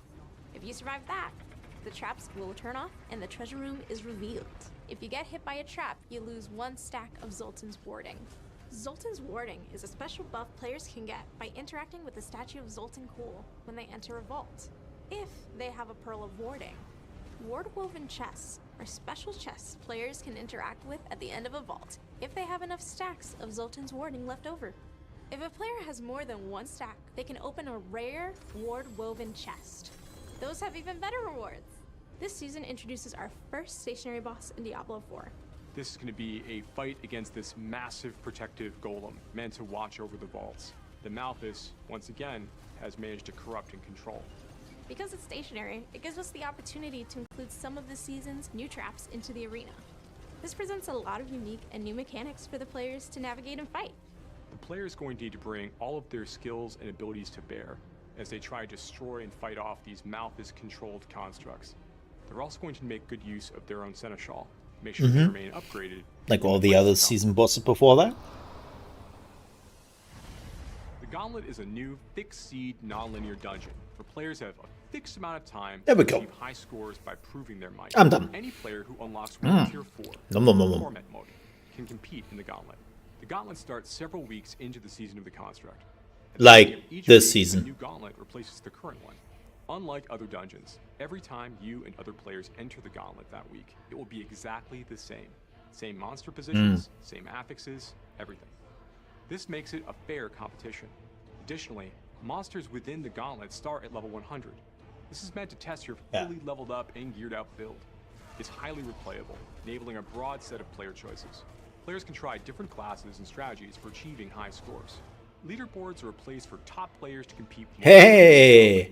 These reset each week. Can you also see the build and all that of the people who are at the top, like in last epoch? That vary with party size. And of course, there are a set of leaderboards just for hardcore players too. But some players may not be ready for that type of play. So we've created goals for them as well. Each leaderboard has a ladder that you climb to reach it. Each rung of the ladder awards a seal that you can show off. And when you earn the seal of the worthy, you'll be ready for leaderboard. Oh, it's ranking. Like ranking. Sanctuary. Yeah, so everyone will now just run cookie cutter builds. That's unfortunate.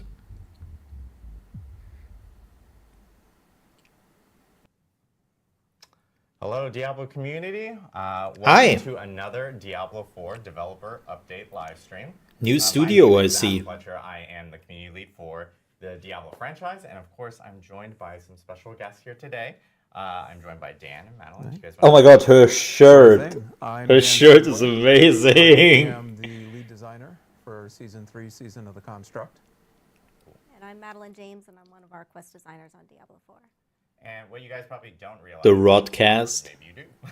If you watch these streams often, you'll most definitely realize we're in a completely different set today. We're actually live from Albany, New York, at Blizzard Albany, and we're doing the stream up here. And so now we have two different sets. We have one in Irvine and one in Albany, and we actually have another guest that will be joining us today. And it's a very familiar face to all our live streams. That's Mr. Adam Jackson. He is live from the Irvine studio. Hi, Adam. Good to see you. And we'll be talking to you soon because we're going to be talking about balance and classes and everything. I wonder how much they outsourced now to the new studio in New York. We have a lot to talk about. A lot with Season 3. We announced it earlier this week with Season of the Construct. We've seen a lot of cool feedback and great feedback from players related to the trailer and everything that released out. Is it a bad earlier thing? this week. No. But we did want to talk a little bit No. before we jump into Season 3 and those items. We do want to talk a little bit about the new year and obviously going through the holiday and Season 2 where we had Season of Blood where players got to jump in, of course, fight Lord Zir, jump into different blood harvests and everything. And what was awesome to see with Season of Blood was, or Season of Blood is... Damn it, and I don't have my phone here, so I cannot do what I hate the most about content creators when they're watching those type of things. And, just hearing that feedback has helped us a whole lot in terms of Being on their how we're phone. gonna build out Diablo 4, especially in future seasons. And one big thing that we I'm feigning introduced was the interest. boss ladder, with of course Uber Duriel being part of it. Yep. And it was a good opportunity for players to kind of target farm Uber uniques, which was really great. And Unfortunately, I never reached the players level. actually obtain Uber uniques this season. And I will say, we plan on having the boss ladder again. For It's kind of crazy how long it takes. with some tweaks, which we'll talk about here shortly with the stuff that we're going to be talking about with quality of life changes and everything. And of course, we had. Like, I still think it's too this was slow. A new endgame feature that we ended up announcing at BlizzCon, and we introduced right before the holidays for players to check out.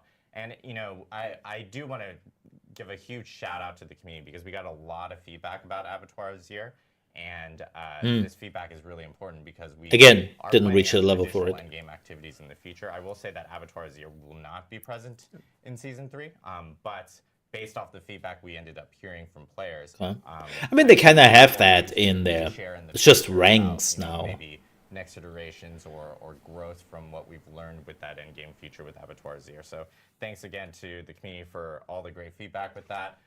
And then we have Midwinter Blight, which was our first event, our first holiday event. I miss that. They had some great skins there. Cosmetics, if you wanted to carry some Yeah. belts around on your back or on your weapons and everything like that. You I had the mostly opportunity missed for it. that. Another good opportunity for our players to actually provide feedback because this was our first like holiday event, and so we're actually gonna have future holiday events. You guys will hear about one pretty soon in the future.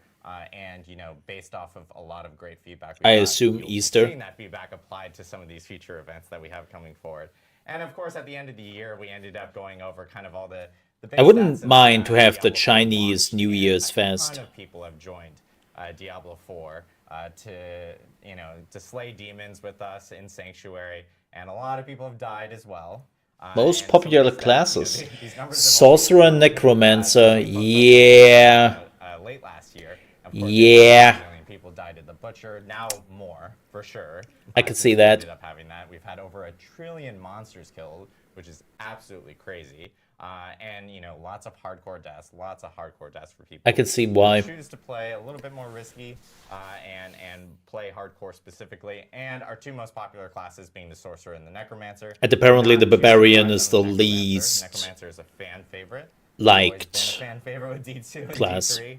I actually, funny enough, I might actually be playing Necromancer here for Season 3. I don't know what you guys were I don't like the Necro. planning on playing. Funny Season enough. 3, but The team makes fun of me. I play Swork every single season. That's my I favorite. played Sork last season too, so I don't blame you. We are all playing Sork, and only Sork, because Sork is There we the go. only I did class. good in Season 1. I did Sork in Season 2.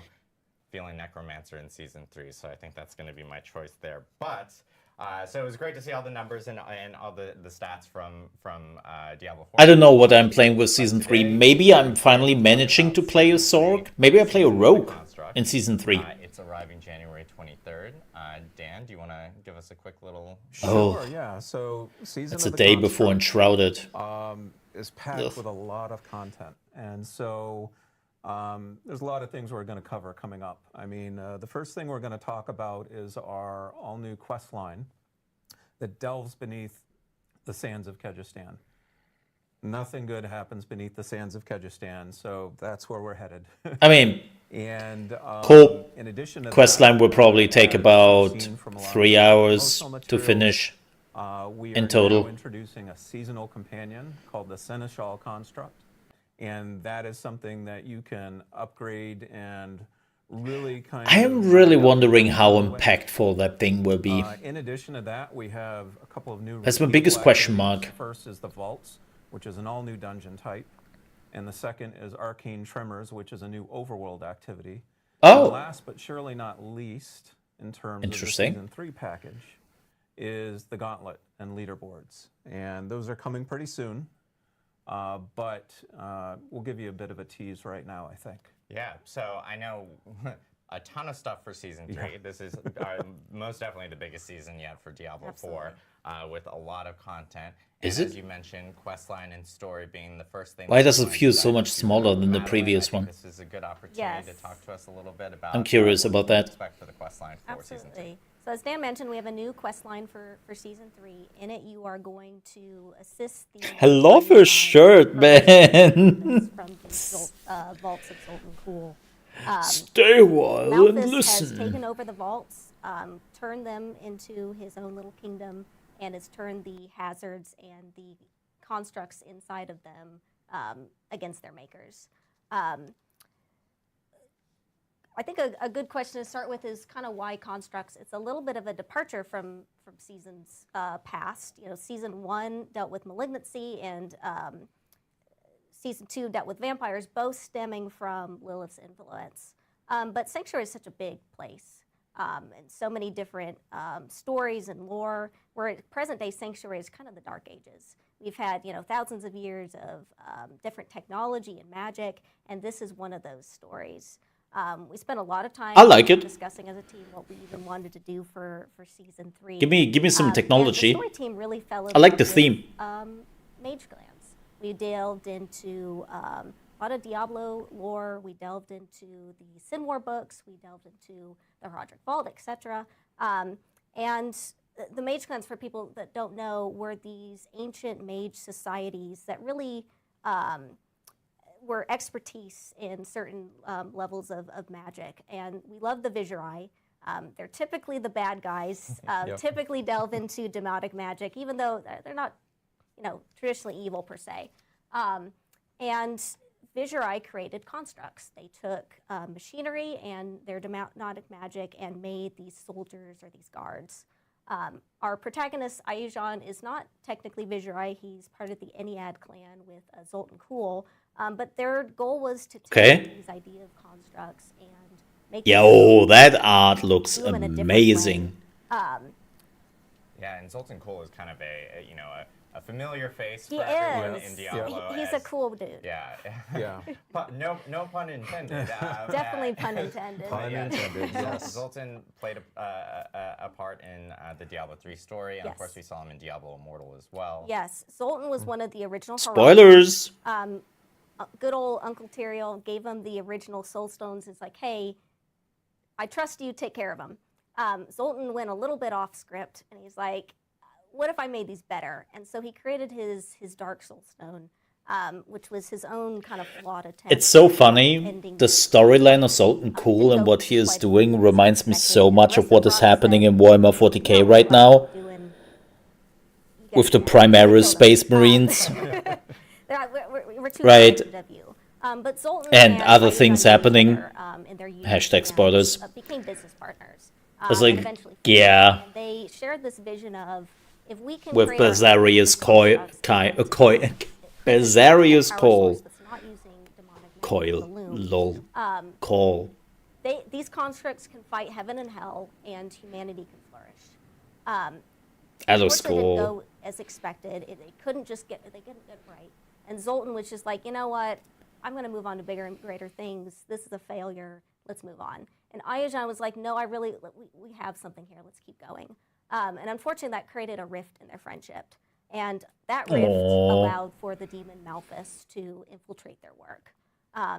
Malphus is a demon that you're going to encounter in the quest line and then fight an Uber version of him later in the season.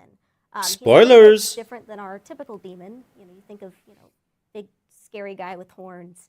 Like I said before, we took inspiration from Sin War, and they have a lot of different types of demons. They have different abilities, different shapes. One of them is like this stone liquid mass with a mouth on top. I was like, the liquid original mouse? That That was like doesn't this red mist sound that allowed him to kind of frightening. sneak into corners that he wasn't supposed to. Malphus is a named demon, and he's one of terror, but he's very unimportant in the hierarchy of hell, and that kind of bothers him. We joked around on the team that he had a desk job in hell. Also so very we close to found the what is happening in opportunity Warhammer to sneak 40k into right and now, interrupt the vault. story-wise. This is my time to shine. This is my kingdom. I'm going to rule it. And he did that successfully for many, many years. With a He might certain have gotten away with demon it forever, except he was a little bit being not happy with the hierarchy he is in. I'd like to sneak out and leave the vault. Yeah, I know I he's not don't mean satisfied with the Be'lakor. vault, so now Be'lakor is wants always to unhappy in Warhammer 40k. Yes. take over Sanctuary itself. And that's where the player comes in. Yeah. So I think we have footage of the quest line, the early parts. You are going to start in Gaia Cool, where Oh, he lost an Malphus's arm. influence has seeped in. Villagers and demons don't typically go well. I can't even imagine their insurance rates. But they hire you and they're like, hey, something's going on, something up north, please figure it out for us. And so you find the first vault and you delve into it. I mean, to get if a you were sense of just- what's going on. And these are where you're going to start seeing the first hostile constructs that Malphus has corrupted, and find your own construct.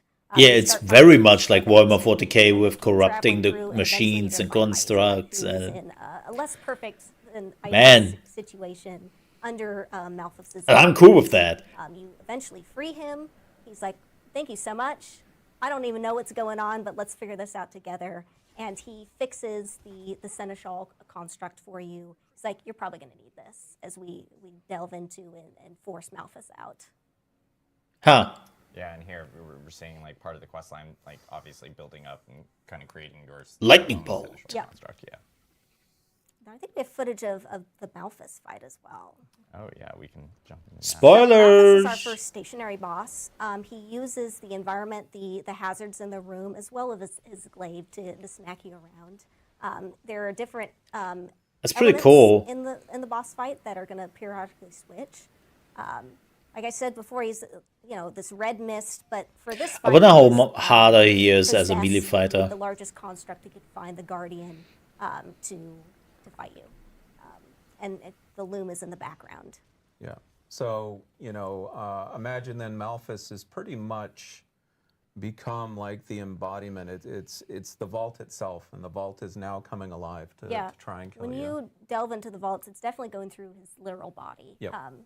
He doesn't want Ew. you out. He doesn't want you in there. He's going to do he'd throw everything in the kitchen sink at you. I didn't consent to We that. also have footage of our new seasonal town, the Gate Hall. This is kind of the gateway between the vaults and the upper world. You're going to go through it in the quest line, and then it is going to turn into a town. Oh, interesting. Has a waypoint, so easy travel. Most of the vendors that you know and love, you can see here that they're actually construct vendors that Ayujan has fixed for you to help you out. And here you'll so like a hub. vaults. You can also access them in the overworld if you choose so. So it should be a really convenient place for you to visit and turn into your main hub for the season. Yeah, we expect What's wrong, a lot of Blizzard? players will be Did people hanging not out see here enough and the the cosmetics gate of walls, other and people? all your vendors Because they will were be all here, split will up be on accessing different the vaults cities. and everything. So kind of the new hub specifically for season 3. So yeah, sounds really excited. cool. I'm joking. Yeah, really excited for the quest line and story Ish. for season 3. Obviously, we talked about Seneschal constructs and how that's actually going to be a big part of the storyline. People have been talking about it all this week with seeing the footage of like, wow, it looks like we have these little companions with us now for season 3. So, Dan, can you talk us a little bit about what Seneschal constructs will be for players? So the Seneschal construct is a seasonal companion, and the seasonal companion is kind of the embodiment of your power chase for the season. So every season we try to develop a new type of power chase, and power is really important to our players. Obviously, this is a game about becoming super powerful and killing lots of demons, and we're always trying to find new ways to do that. So we really wanted to stretch ourselves this season and find a way that players have. I'm just curious how well a pet will do in that regard. The Seneschal came into being. Now the Seneschal is this little construct. Well, maybe not so little, but it follows you around. And It's a bit like a hand. Oh, you can pet it. And I will note. Yes. I will note. You can pet your construct, your The most Seneschal important construct, part. which Yes. is you have to be able Because, your Absolutely. construct has feelings. Yeah. And so Take care of it. You can have 2 skills on your Seneschal construct. Those are given to the construct using what is called a governing stone. And governing stones are the semi-precious stones that you can find throughout your adventures in Season 3. They drop in a lot of those repeatable activities I mentioned, which we'll cover soon. And there's lots of different types. I think there's about 12 that you can slot in. We weren't satisfied with that, though. Because, 12 skills, it's cool, don't get me wrong. But we wanted to allow players really to modify those skills however they saw fit. And so we've also developed 27 different tuning stones, another type of stone, that you can slot Where in at least to half of them modify are that too skill. weak that anybody will And use so them. you've got those 2 governing stones. And I then hate the myself that has I'm 3 saying this different tuning sometimes, stones and that it can sounds like, modify wow, it Mole, you're just and shitting on them. create really wild combinations of powers that'll allow players to Yeah. experiment how they see fit. True. And so kind of with that, But they are breadth of still powers, doing we've it. got a lot of different options for being It's a able reoccurring to, issue. kind of round out your build and create new types of ways to kill demons. Awesome. So, That's very cool. It sounds really cool. Yeah. And I think we might actually have I some think we examples do. and Yeah. footage of like, you know, what some of these Yeah, would be. so let me tell you what's going on here. So we've brought Okay. up our Those are the construct ability. menu, and this is in the inventory UI, but it's its own separate UI, so you know your construct is not going to take up your traditional inventory space. Like you did with the And, vampire this stuff. construct has two governing stones equipped right now. One is called Focus Fire, which was that beam of fire that was coming out. The other one is called Lightning Bolt, and you can see it shooting some Lightning bolts. bolt. Like I Lightning said, bolt. 2 skills, not too bad. You're killing some folks here, but we wanna Insider amp joke. things up a bit. So, Oh, wow. in addition to being able just to get stones as drops from activities, you can also craft stones. I mean, the system looks And so we've relatively gone in to depth, our doesn't paintball it? Here, and we're crafting a new stone. We're going to see what we get. In this case, it's a pummel stone, a governing stone. I already have that Okay. skill, so Oh, you it's just level gonna it count up. towards XP So with like the leveling up pummel. vampire abilities in And Season I'm 2. going to kit out my Seneschal a little bit different. So we've got Focus Fire, and I think the first thing we're going to add is Voluminous Support. Fancy way of saying that it's going to increase the area of effect for your attacks. We're also going to add I wonder if you can run like a Even though super Focus tanky Fire is a build, fire attack, Electrocution's going to add some and the lightning damage to it, you were doing and will it's be also gonna add a little bit of mediocre at chance of best, stun. And but so your now we're pet dipping our toes into will this do all the crowd damage control. for you. I wonder And if then that is finally, We're possible. going to add arcing support. Now, arcing support's really cool. This arcing support allows your abilities to chain. And so now let's see what that power is going to look like when we bring Right. it back up. All right, so here now you can see that Focus Fire is chaining amongst enemies. You can see that some of them are getting stunned, little electricity around them, and it had a bigger area of effect. Similarly, if we were to apply some of these to the Lightning Bolt attack, let's say we gave it multi-shot in that arcing support, now it can just blast through enemies. So yeah, it's so we got kinda- a lot of options We're there. so we're kind of seeing some examples of what players can potentially do with their Seneschal Yep. constructs and actually make adjustments and modify them to kind of suit your specific playstyle.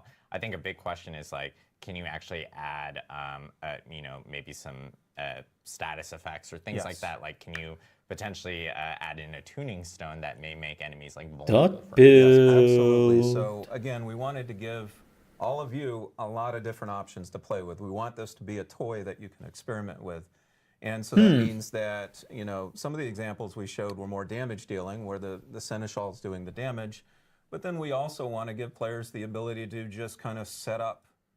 Again, just to throw that in here, I'm really concerned about how quickly will people figure out the cookie cutter builds, probably a day or two, and then people will just run with that. That's the fear I have a bit. I will not go for cookie cutter builds. I always try to avoid them, but Sean White, who I think was in most the people video, would do our- that.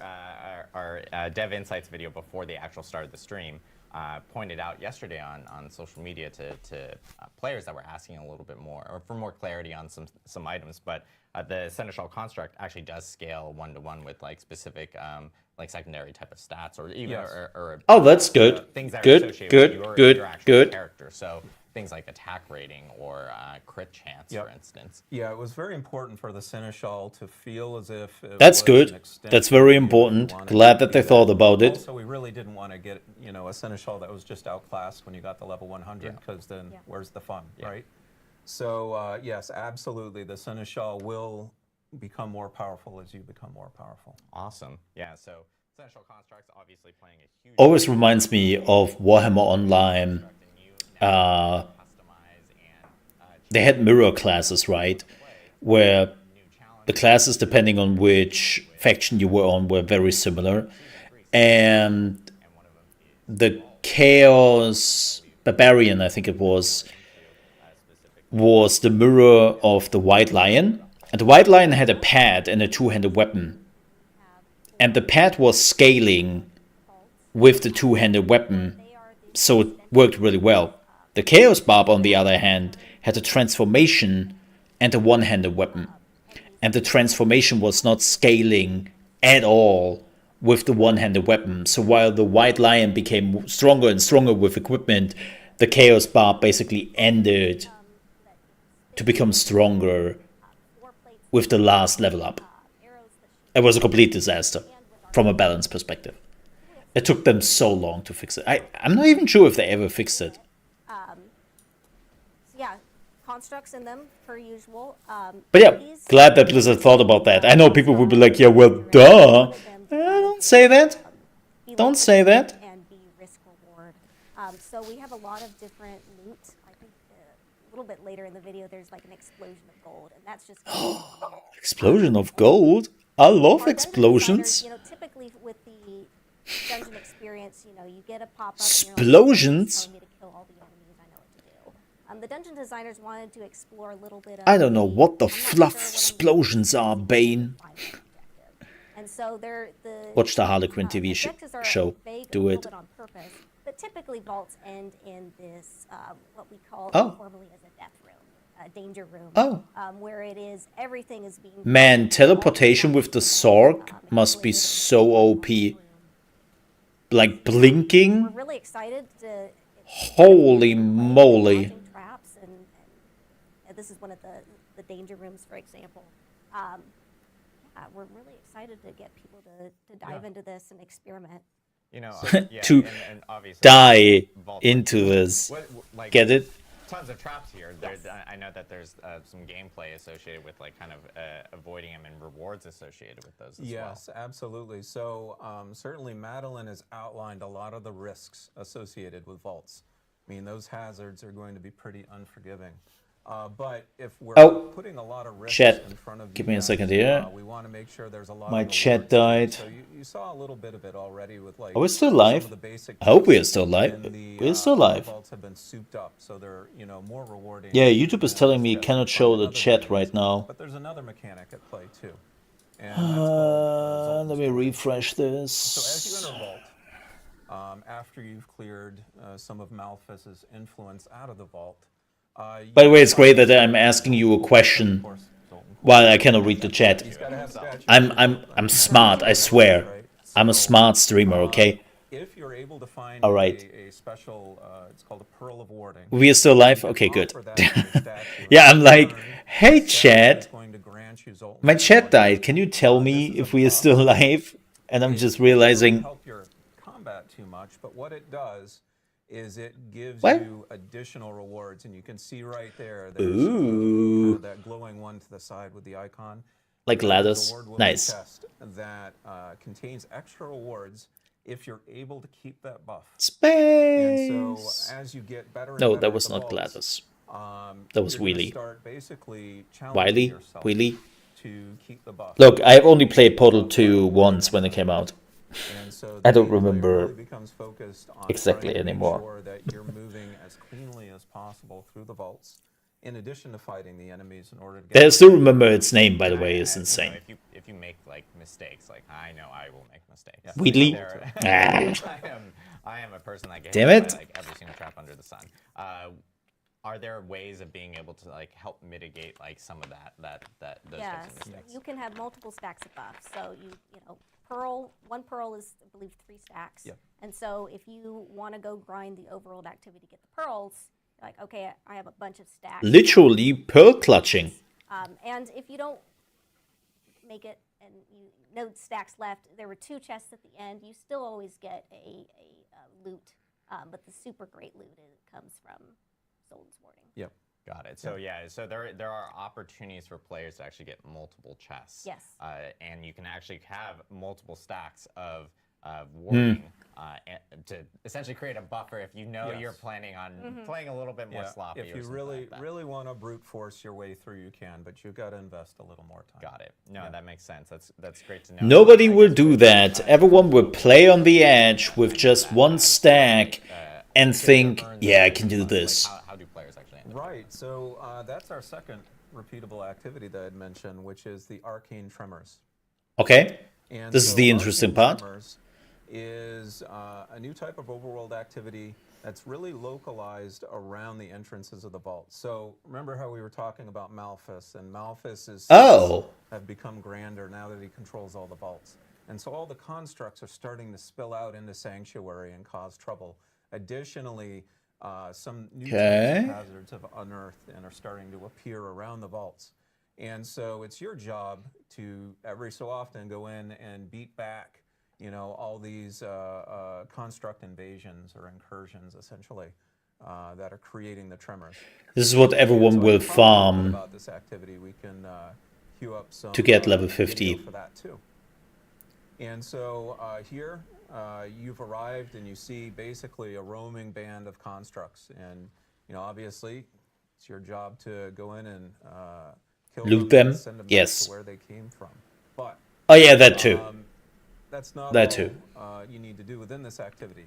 What you're looking to do to really advance the activity is look for these cores that you can use to draw out Malphas's most powerful lieutenants. And so you're getting a core here from an obelisk, which is an overworld. Reminds me a bit of the Blood Tide. By that. And if you collect enough cores, you're able to Or the deposit Vampire the Tide. brazier, which you can see on screen here glowing. And the brazier is a signal that you are now challenging one of the heralds of Malphas. And the herald of Malphas you see appearing right there. You and hopefully a bunch of other of your friends will, you know, gang up and defeat the herald of Malphas. Probably just me killing him very quickly. Talking about before, which you can then use to supercharge your rewards elsewhere. Awesome. Yeah, and I know, like, this being an overworld activity, you know, one thing that, and this is based off of feedback that we've gotten from the community as well, even with Season of Blood, there was Blood Harvest, which were overworld activities, and now there's kind of activities everywhere. And they all have different various rewards for the player, whether that's vaults, whether that's doing some of the activities on the overworld for this season. You have opportunities of actually being able to get rewards kind of all over the place. Yeah, our intention is for season 1 you kind of stayed in tunnels, and then season 2 you kind of stayed in the overworld most of the time. Like real life, you stay in your tunnel. They're stuck and they can only stay in one place, and this is it. So the intention is you do some dungeons, you do some overworld activities, maybe do some bounties along the way. You should feel like you're mobile and not, hey, I have to stay here. I'm hoping. Just another thing that I know we briefly touched on, which was vaults and how. I'm hoping that vaults later on will be still meaningful. The problem is with the season activities in season 1 and season 2, you ended that very quickly when you reached endgame. Because the endgame is still more important, it gives better loot, it was more XP farming. Like, you had basically your season stuff going up to level 50, and then at that point, it was still the most efficient way was Nightmare Dungeons and some Hell Tides. So, I hope that this time they learn from that mistake.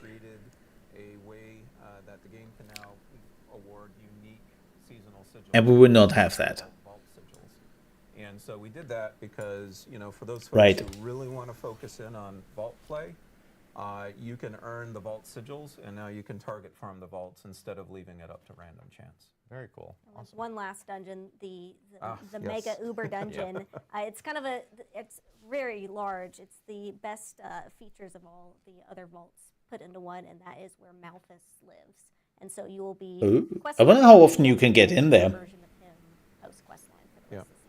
And so there is an Uber version of Malphas that is even more challenging than the Quest version.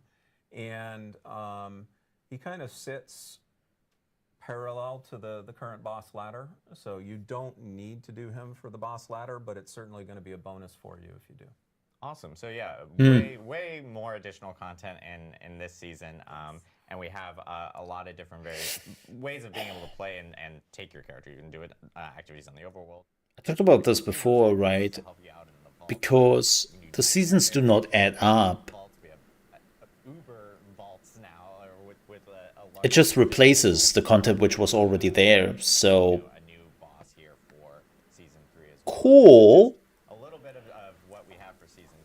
But I wonder how much there really is in the end. Around with you all the time, and with that, we of course have one additional component to one season more. 3. That's and, right. And that's with the gauntlet and leaderboard. And I will caveat, like, I know we mentioned this in the blog earlier this week. So the gauntlet and leaderboard are actually not going to launch at the start of this season. Makes And that's sense. really because, we want players to actually go through Have some the season time, and actually, see the grow and season, learn yeah. the season with their character before we actually launch the leaderboards. So we will have information. I mean, they're doing the same thing with the dungeons in World of Warcraft. Like a lot of MMOs are doing that. Into So, what leaderboards yeah. are and what the gauntlet is for players so they have a better idea. Yeah, so a lot of you saw a taste at BlizzCon of what the Gauntlet and the Trials leaderboards are going to be. And so we can go in a bit more depth here and hopefully start to answer some of your questions. So the Gauntlet is another new dungeon type. The Gauntlet is something that unlocks with the overall leaderboard feature in World Tier 4. And basically, that means that it's targeting more of your in-game players at this point. Folks who have really decided on a build, they're starting to really round it out. It's become more powerful, and now they want to prove their might. They decided on a build, which they found on YouTube or Google. Bragging rights. So, I wonder how many people are really using like pre-made builds and how many people are just playing the game. The first is that it is We will never find out, but I would love to know non-linear, and thirdly, what the difference like I is. said, it's there to prove your might, and so I'm going to kind of unpack that a little bit. Fixed means really that it is trying to be as fair as possible for everyone. Everyone gets Folks, the same gauntlet. I have to go to the toilet super quickly. I will be back in just a minute. A rift or something like that. It's Like, really it will be quick. Like, that was kind of hard to do. Our game is not very good at doing one thing. It loves to do random things, but in this case, we felt competition demanded that it be fair. Yeah.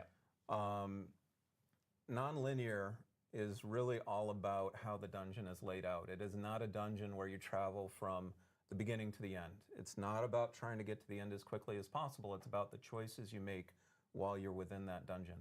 And so the layout basically allows you to develop all manner of strategies.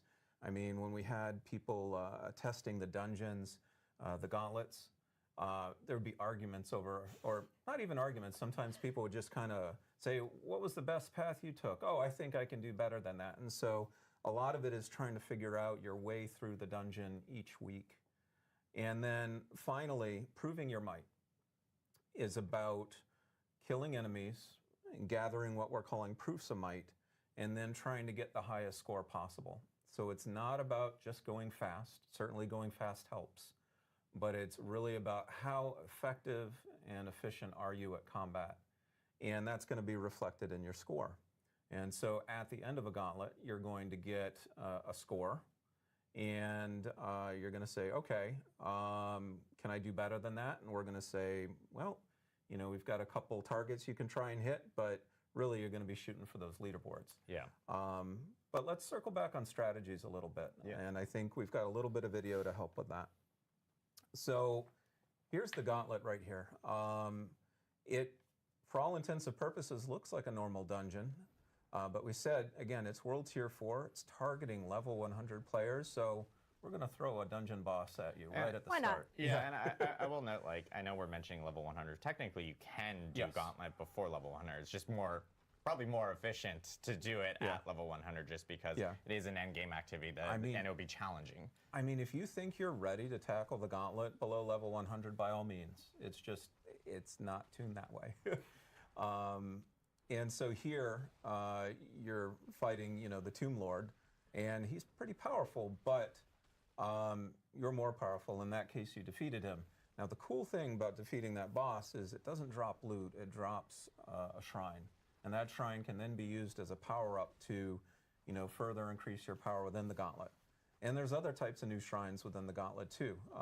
We just hit previously here a Pillar of Proving, and that's a shrine that actually respawns all the enemies around you. Now, why would you want to do that? because you want to kill them again and get their score, right? So we've got the Pillar of Proving, we've got the Pillar of Glory, which is a way to basically get a multiplier on your score. And we've even got chests scattered all throughout the dungeon that you can earn keys for. And you see keys up in the corner on the HUD there.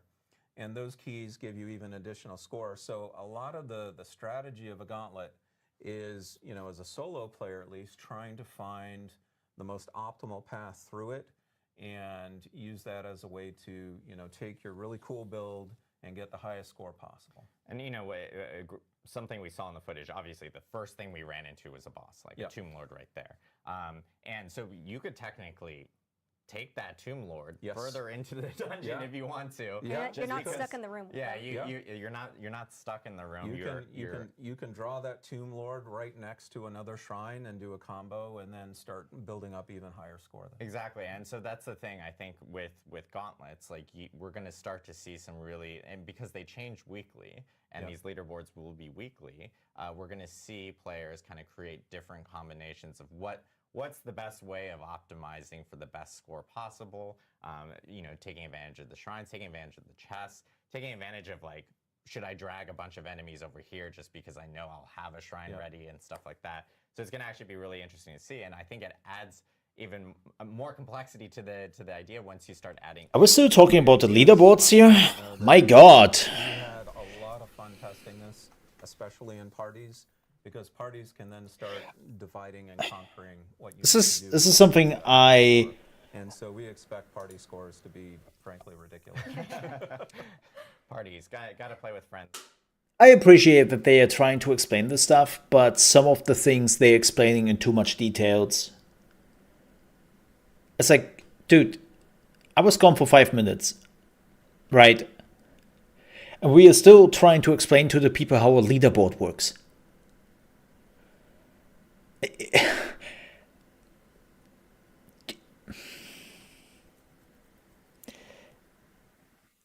I really love the PoE live streams and how PoE is doing it. Right. Here's the trailer. Here's the deep dive. There's the Q&A if you were interested in it. And the rest, well, you will figure out when it's coming. Right? And everyone is like, yeah, cool, okay, on point. Thank you for not wasting my time here. But this is now, it's a leaderboard. Yeah, you are going into a dungeon which is the same every week. Everyone has the same dungeon for a week. And you are trying to get the best score. Okay. Gotcha.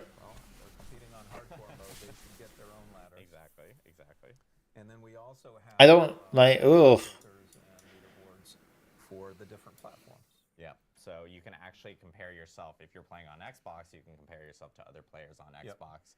Same thing for PC, which is great to see. Like, we had the option of being able to kind of really filter out and see. Nobody cares. I'm sorry, but nobody cares. Like, they care when it's there. But they don't care right now that they can specifically compare themselves to PlayStation players, to Xbox players. Like, also you would kind of expect that, but that's something people will figure out when it's there, and it's not something which is coming up right now. Like, they're still talking about it. Dude! And of course, with leaderboards and, you know, tackling leaderboards, as you mentioned, it is a separate dungeon. There are kind of rewards associated with leaderboards as That's well. right. So, be straight up here, though. The ultimate reward of a leaderboard is glory and bragging rights. Exactly. Nobody cares. So, you know, no. Like, really? We're still not done? And it's going to be a pretty big accomplishment, but we got to do a little bit better than that. And so, not only do we have the weekly leaderboards, we have. Have they actually told us how long this pep talk will go? Each week get written to the Hall of the Ancients. Now, unlike the weekly leaderboard, the Hall of the Ancients don't reset. And so that is a permanent record of everyone who is the best of the best each week, each season, and it's not going to ever get erased, going to be there forevermore.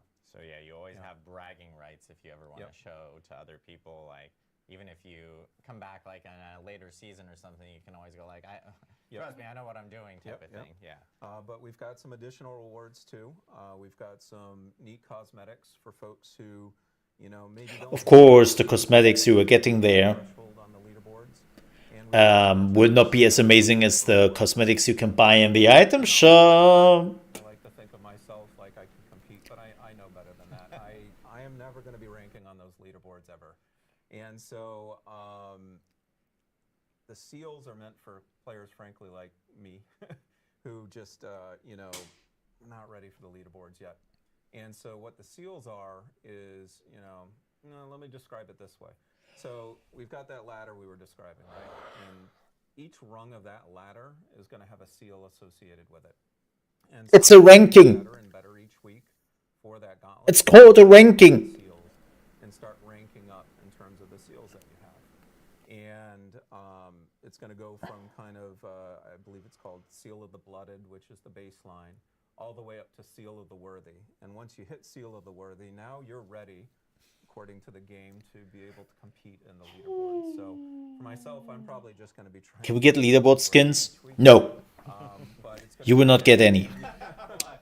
Seal of the Worthy is still something that's pretty cool that you can. You were naughty. To other players to let them know. And you can only get leaderboard skin if you can now write down what they said word for word about leaderboards and ranking in the last 10 minutes since they have been talking about this topic. So lots of cool stuff for season 3. Gauntlet being a huge part of it. I wonder why they are doing this. Are they really thinking they have to explain this to people, or are they doing this to make it look like as if the seasons are bigger than they are? Like it's a marketing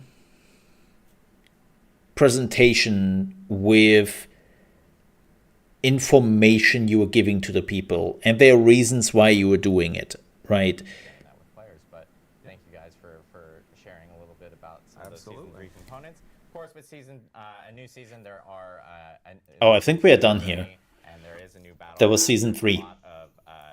40 minutes.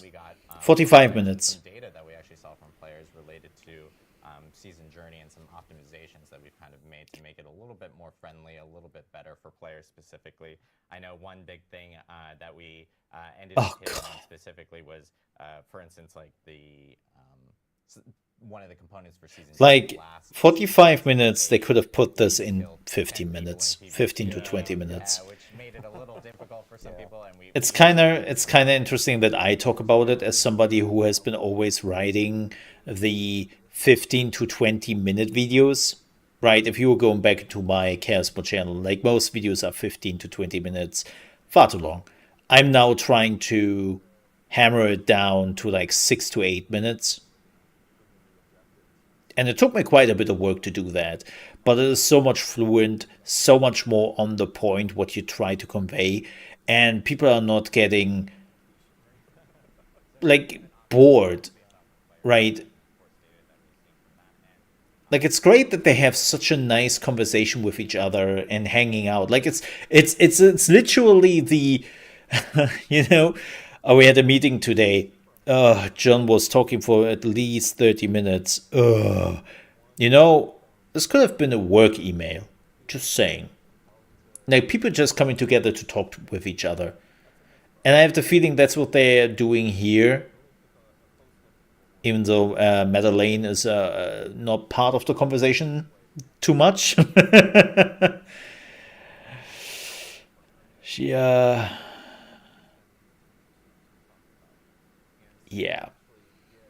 An advanced look for some of those governing and tuning stones if you play the season journey. And so you'll get the drops a little bit sooner, and that'll give you a little more of a leg up with speccing out your Seneschal. The other thing we did is we looked at those later chapters, you know, Champion and Slayer and Destroyer. And we said, wow, those still don't feel rewarding enough. I mean, we're asking players to do a lot there. We're asking them to go into the boss ladder, defeat bosses, really invest a lot of time. So we wanted to make sure those Don't get me wrong, there are and good so we information added a here, number of ancestral right? legendaries there. There are important information here, and there's a great deal of, oh, that's good to know, and that's how it works, right? And She checked out an hour ago. Good for her. Also, something slightly Oh, related to oh. season journey and feedback is we got some feedback that previously for our quest lines you had to complete certain levels of season journey to even progress in the quest line. Got a lot of feedback. People didn't like it. We don't want people not to feel good with it. So starting season 3. I didn't want to mute her because we don't hear her often. I mean, she is the quest designer, right? If it's not really quest related, what is she supposed to talk about, right? It's like not her level of expertise, which I get, but still.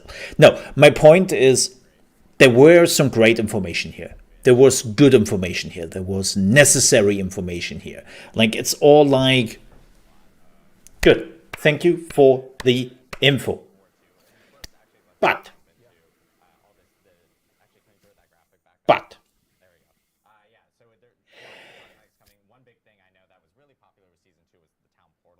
again, they could have crystallized that in like 15 minutes. And now they are just falling in this, let's have a conversation, let's talk with each other about this. And hey, how was your morning? What do you want for breakfast?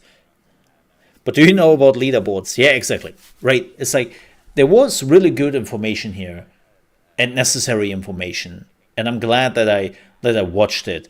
But to be honest,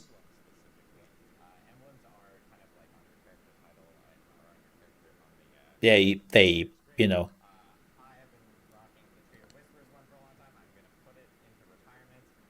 because we are adding new ones here. I believe we're adding, I think it's 3, I believe. Yeah, for this so season. you will get 2 new emblems per your adventures in the season journey, and then 3 through. I give it another 10 minutes. Awesome.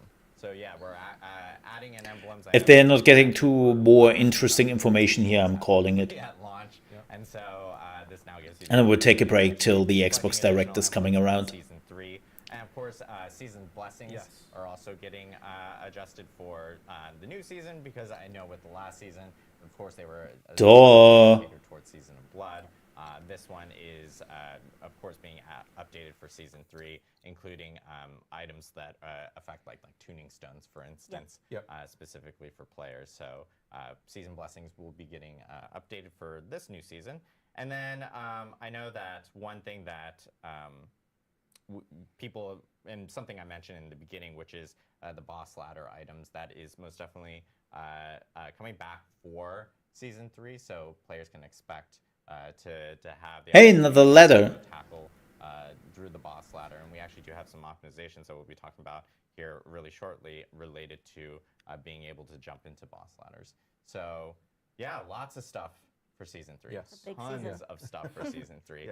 Biggest season yet. They just don't want to go back to work. And we covered a lot. I'm looking forward to people jumping in. It begins on January 23rd, where players will be able to actually jump in and create new characters for the season. So Dan, Madeline, thank you guys so much. Oh, you're welcome. Really appreciate it. And then I know for the next part of our broadcast, we're actually going to use some amazing tech. It's called a video call. We now have 2 different sets. Have you heard about Skype? Skype is the next revolution in video calls. Outside in Albany, I'm not used to that as a California person. Yeah, I'm sorry about that. I landed lots of snow, but it's like Cathedral of Light, Fractured Peaks, you know, kind of feeling. And of course, we'll be going to Irvine, where we're in like the. I hate to say the. We have also tons of snow here, and I'm really happy about it. Live there, but our studio. So much snow. We are going to be joined by Adam Jackson. Adam, hopefully you're there. There you are. Adam is like, live from Irvine. What? Oh, we are live. Oh shit. Wow. Okay, give me a minute. Some of the balance changes. That's Adam's reaction. And what players can expect. And a little You can bit see it in his of eyes. philosophy as well of what you have kind of, or what you want to actually present to the players of what they can expect going forward, especially with Gauntlet being involved. So, do you want to take it away? Yeah, totally. Got lots to talk about today, so I'm pretty excited. Well, So finally I'm we're really getting gonna to the be going interesting over stuff. 3 different major topics today when we talk Leaders about, what's coming in for boards? Season 3 and beyond. Oh, So the first no. one is, I think, what everybody expects. We have some Class class updates. updates coming. A little bit of a caveat here, though. I'm not going to be going over every single note or every single update, but I am going to give you Why kind of a high level not? of what's coming for every class. But you'll I definitely mean, find they out some more did stuff that you that for the look forward to, some other leaderboards. things we're doing. And patch notes are going to be coming out very soon, like tomorrow. is my Tomorrow, understanding. actually, So yeah. They're Yeah. coming out tomorrow, so players can expect to see them tomorrow. We'll give you a Cool. preview today, but you'll see the full patch notes tomorrow. I might Correct. So do a it'll be video preview, about it. But, you know, you'll still get an idea of kind of A what we're quick doing, one. what we're doing.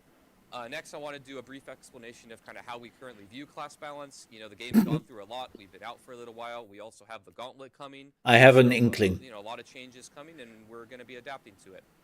And then the last thing is kind of a roadmap for our plans for seasonal updates going forward. I kind of want to give people some more concrete ideas of when we update and how we update.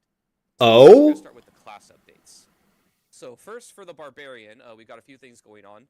The first one Wait. is some big improvements to Charge. Oh, I'm curious about You know, that one right now, now. Charge is, you know, you need a bunch of different legendaries and other effects to make it really kind of seen and be powerful. And we're going to be moving a lot of power to the baseline skill from legendaries and other effects. It's going to do a lot more damage now than it did before. We might be insane, but I think it's really cool, and so we're going to do it. But you can see here kind of Season 2 Damn. what the damage numbers look like.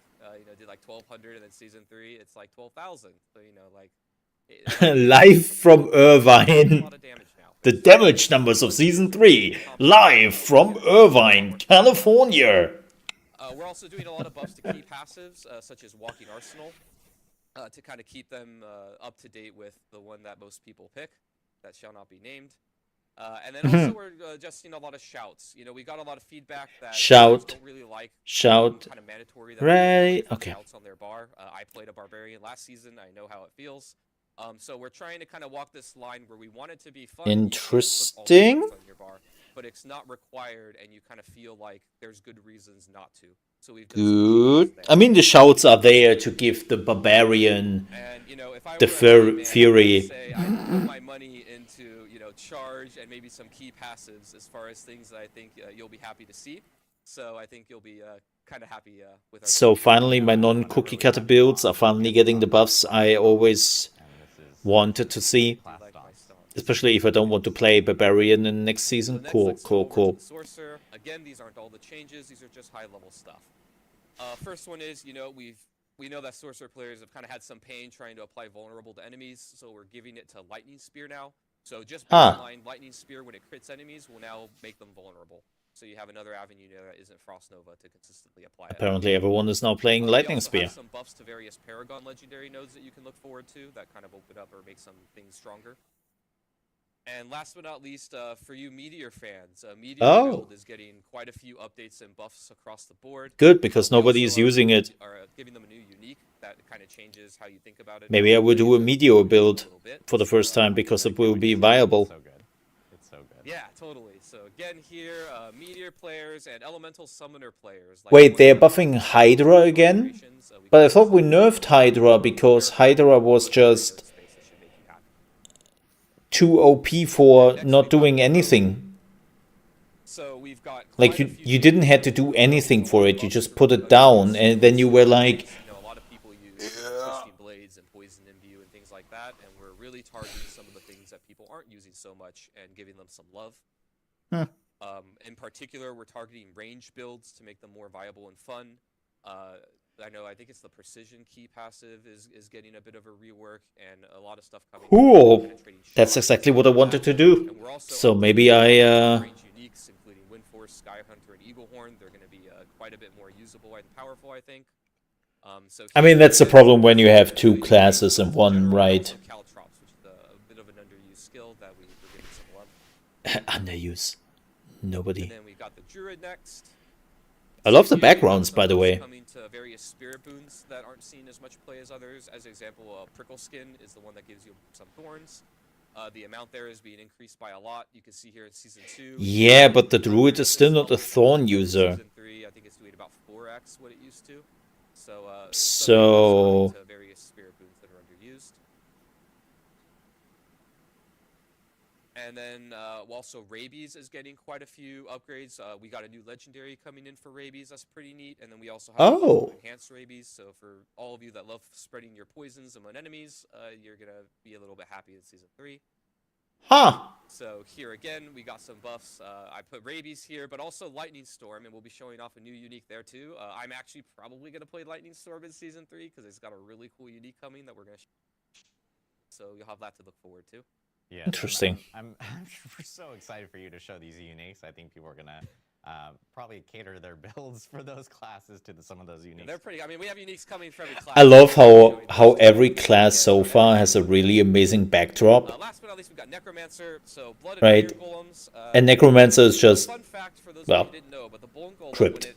when it attacks enemies with its normal attack, it actually cleaves and hits nearby enemies. And the Blood and Iron Golems didn't, and they were very jealous and unhappy. So we just decided to give it to them. So now all your golems, your golem Cool. are going to AoE cleave when they attack. I didn't put in a note here, but also just golems in general are getting some buffs, and I think even some other minions Good. across the board. Because a lot of Necros are just playing the reach end game, sacrifice your minions playstyle. Your minions can now move through them. You know, we've seen some situations, I know I've played it, where you'll bone prison an enemy in your minion build, and then your minions actually can't get to the enemy, or you know they want to go somewhere. I've seen those moments. Blocks them. So now you and your friends will just be able to go through it. Cool. It'll be a lot more usable.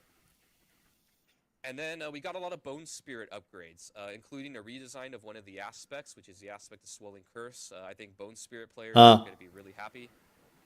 So you can see here on the left is kind of the old version of Bone Spirit, and it basically dealt increased damage based on distance traveled. And the gameplay there was you want to be kind of far away from your enemy and then let it slowly creep towards them. It would do more damage. But it turns out Bone Spirit players really just kind of shotgun it and try and get next to enemies. So it wasn't really very usable or good most of the time. So change it where this legendary gives you everything a Bone Spirit player would want. You get more crit chance on Bone Spirit, which means CDR goes down thanks to its upgrades. And then when you hit enemies, your max essence is temporarily increased, which means pretty more decent damage on Bone Spirit. So this really just kind of gives you everything that you want. And so here again, we got some buffs coming to Bone Spirit and to Golems for the Necromancers. So if you use either of those, I think you'll be eating pretty well. Interesting. And again, these are just some examples. We got a lot more stuff in the patch notes for everybody. Especially the nerves. So the first one is that Meteor one I talked about. So this unique is the Starfall Coordinate. It basically being like a spender skill into a charge-based skill. So now you can actually run Meteor with other things like Fireball or Incinerate or Firewall, and it makes it into a very powerful cooldown-based skill that summons a bunch of meteors. It also synergizes with your enchantment, and you basically just drop a lot more meteors around like carpet bombing enemies with them. It's pretty awesome. That is amazing. And then the next one is the new Druid unique. This is for Lightning Storm. Basically what this does is it makes your Lightning Storm grow quicker, so you can get up to that maximum amount. I think it's 4 or 5 stacks really quickly.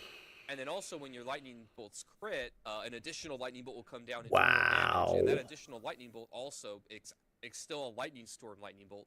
So you get all of your synergies with all of your other effects. So basically it turns into lightning everywhere.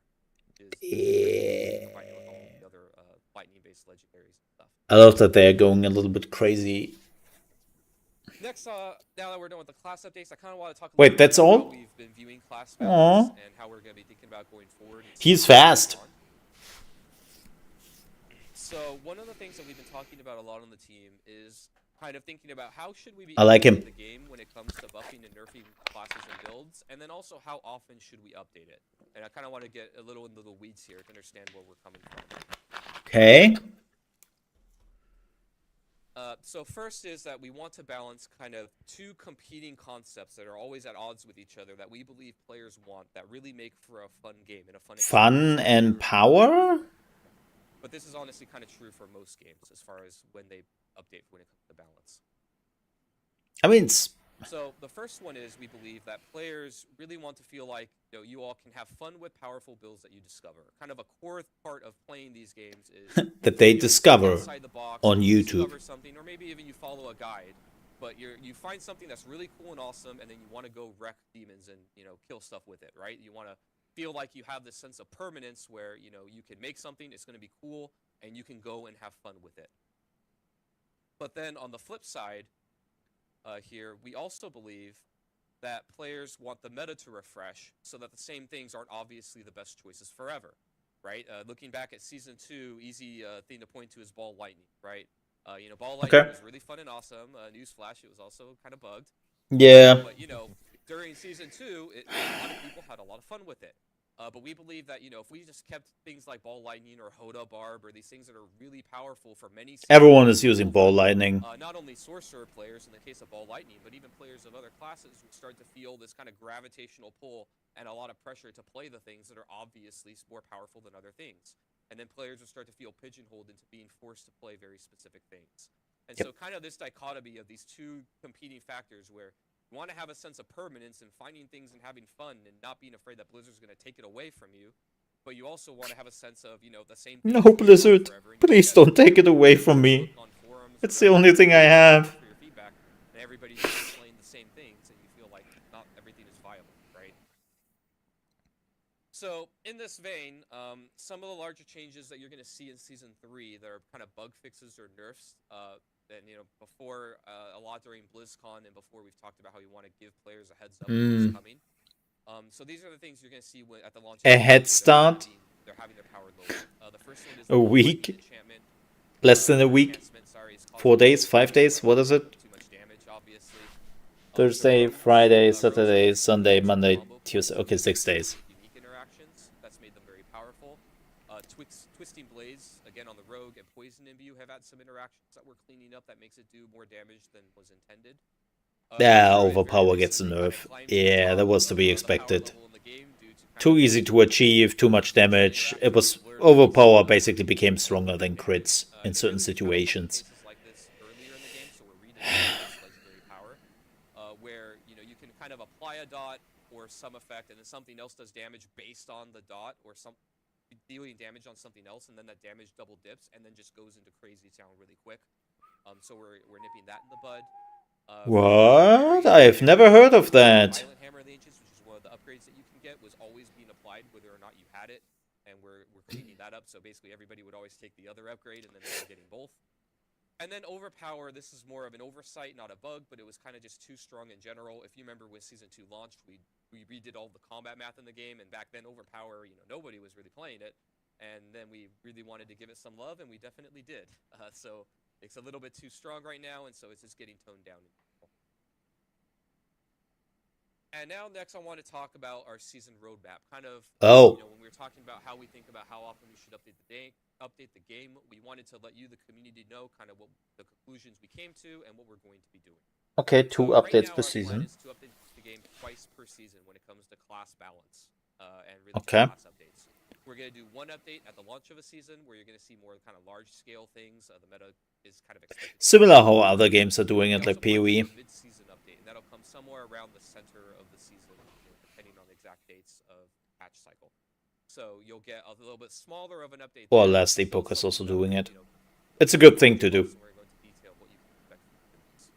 It's a good thing to do. So first, let's talk about season launch and what you can expect when a new season comes when it comes to classes and system, so on balance. So the first thing is we're going to be giving you some new content. You can count on this. Nice. We're going to be giving new legendaries and uniques that are added to the game.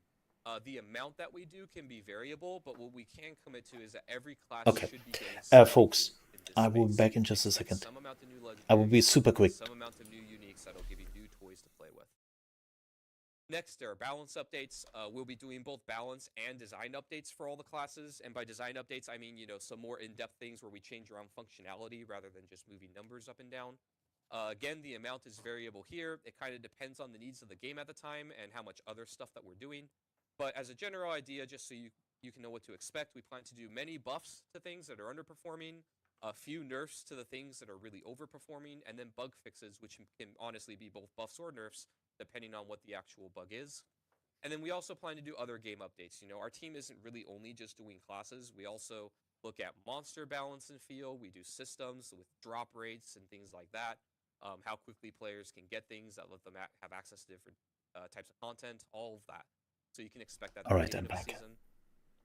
And then last but not least are larger updates and initiatives, right? These aren't guaranteed every season, but we want to launch these when they're ready. These are kind of, you know, the big things that really shake up the game and change how players fundamentally interact with things. An example of some things here, or a couple things. So they don't really. Oh, excuse me. Ugh, that part about the leaderboards hit me hard. Phew.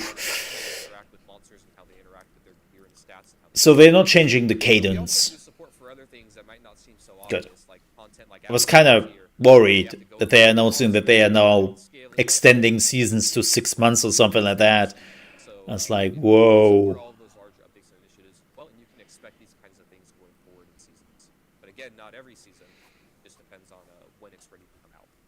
Okay. And next, let's talk about the mid-season patch and kind of what that looks like. So the first thing is we want to bring back previous season fan favorites. You know, one of the nice things about a seasonal kind of model for a game is that we can experiment with things and then bring back the things that work. So an example of where we did this before was the Malignant Reigns. You know, a lot of the Malignant Hearts in Season 1 had really cool designs. I don't really expect too much of a mid-season patch. As long as they're keeping the balance in order. Going forward, we think that the way that we bring back these designs and fixing issues. Uniques or even other ways, right? Like we can maybe just add it as Paragon nodes. That's what's important to me. We don't really want to be limited to it must always be unique, or it must always be legendaries. But what we do want to limit ourselves to is that we definitely want to promise that we can do one thing per class. And we also think that we can pull from all seasonal designs, not only from the previous season, right? If the design of the power mechanic of a season doesn't really fit into something that's evergreen for players, then we don't want to be limited to trying to shoehorn it in. We may just bring back, you know, maybe a lot of Malignant Hearts or a lot of Blood Seals people really got attached to. We don't want to be limited to like, oh, we can only bring back 4 or 5 things, and then we can never bring more. So we're just gonna kind of look like what happened in the past and people liked, and then bring some of those things back. Which will be probably only interesting in the coming years. The mid-season patch, the scope of this will be smaller compared to the beginning of the season. And we also want to do other game updates, you know, like I said before, to monsters, systems, drop rates, and makes sense. Some of those things. We also want to try mix in a lot of buffs for each class. And then we will be doing bug fixes, and these will be both buffs and nerfs, and we'll go into a little more detail of that in a minute. And then we're really going to try and hit this goal. No promises. These are famous last words for me, but you know, we want to try and do few to no nerfs that really aren't bugs.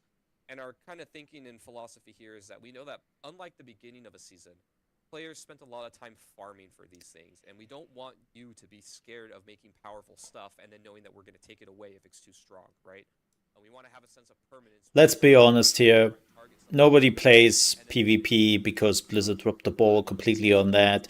It's a PvE game with a power fantasy behind it, and you want to be as powerful as possible. And when the season is done, well, then you reset everything anyways, and you can do changes. So don't be afraid of it, just go with Let's it. give a couple examples here of kind of, you know, if these things that existed in Season 3 and beyond, how would we think about and how would we handle these in a mid-season patch?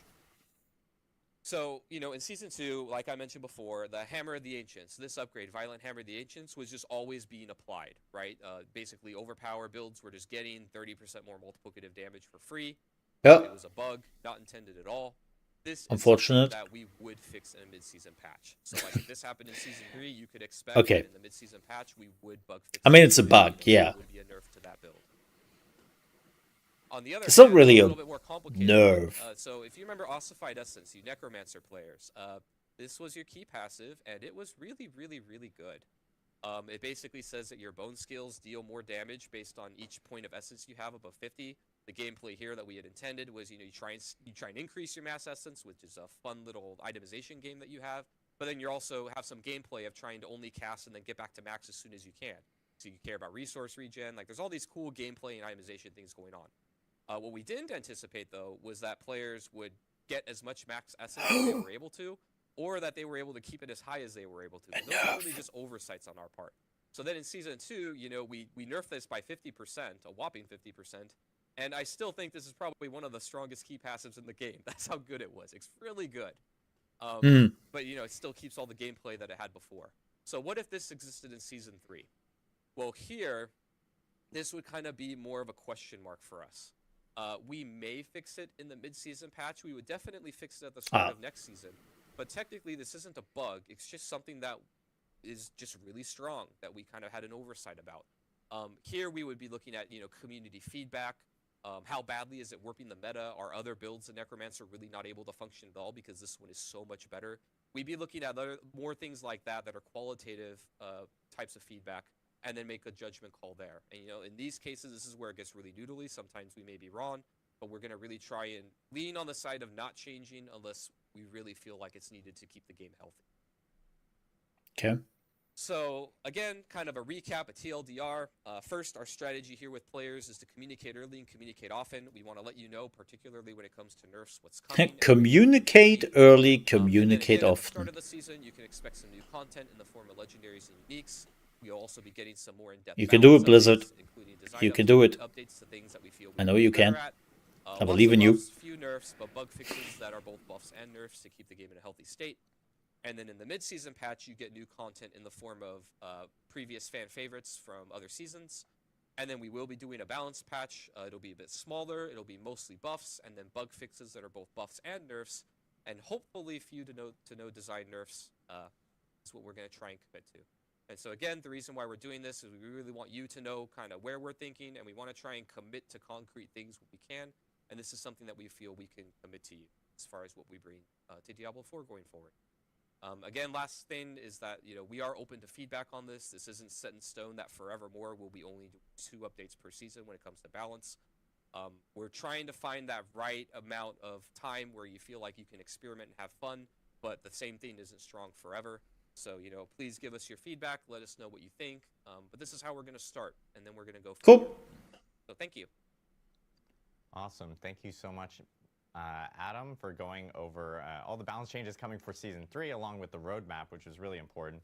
And so that's so no new additional content beyond what's in Season 3. Communicate early, specifically about all the balance changes that may occur with the start of a season, and of course with the mid-season patch. And just for like better understanding within the community, if you follow Okay, good for me. Our updates, because we usually do client I patches. I can focus on a lot of other things. Mid-season patches land around the 0.3 variant of a patch, if you want to go specifically in that.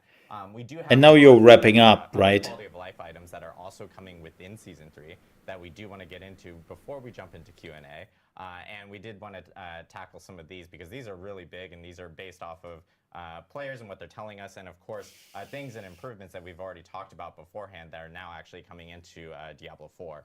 One big thing that I know that we mentioned in one of our prior streams with a Campfire Chat, Mr. Joe Shelley, our game director, actually brought up, which was Helltides.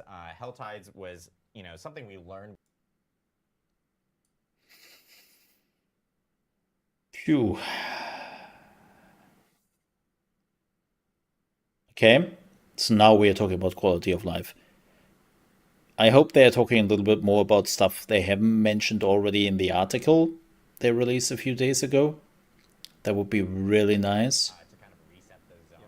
So maybe I'm wrong with new content coming in. Which is great. So it's more opportunities to earn cinders, and of course, more opportunities to earn and obtain loot, or even like things like living steel and stuff to kind of go through the Uber boss ladder, which is great.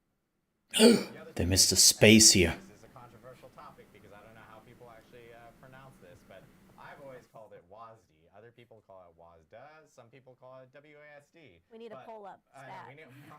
Wasta? Nobody calls it Wasta. If there's somebody out there who actually calls it Wasta, first of all, they're adding an A to it, which is wrong. Second of all, you're a psycho. It's called WASD or WASD. If you want to be, on the D4 team, shout out to Drew. I know he's watching. but and he's here in this office. But at least for WASD, it offers more WASD? ability options for players, which is great to see. So WASD controls are going to be in Diablo 4, and this is something we've been talking about. Who's We're also calling it doing WASD? online just as we were putting all those hazards in the dungeons. Exactly. So now, you know, the players have even more Psychos, precise all of them. control to avoid. Wazda feels very good with WASD, traps. WASD, however you want to pronounce it. That is Just call it WASD. Chat likes WASD according to Rich. It's my- okay to my be game WASD? wrong. it is Nobody customizable. says And what's really WASD. great about this as well is that it is customizable. You can actually change things out and stuff if you'd like. So really happy to see it, and we're happy to hear feedback from players and their experiences with it once they jump into Season 3. And then, of course, we have a new respec mode coming to the skill trees. Yes. You know, this is respecing on skill trees has always been a little difficult, and now there's a more optimized way of A little bit convoluted, yeah. Not difficult, just convoluted and lazy, but have been asking for.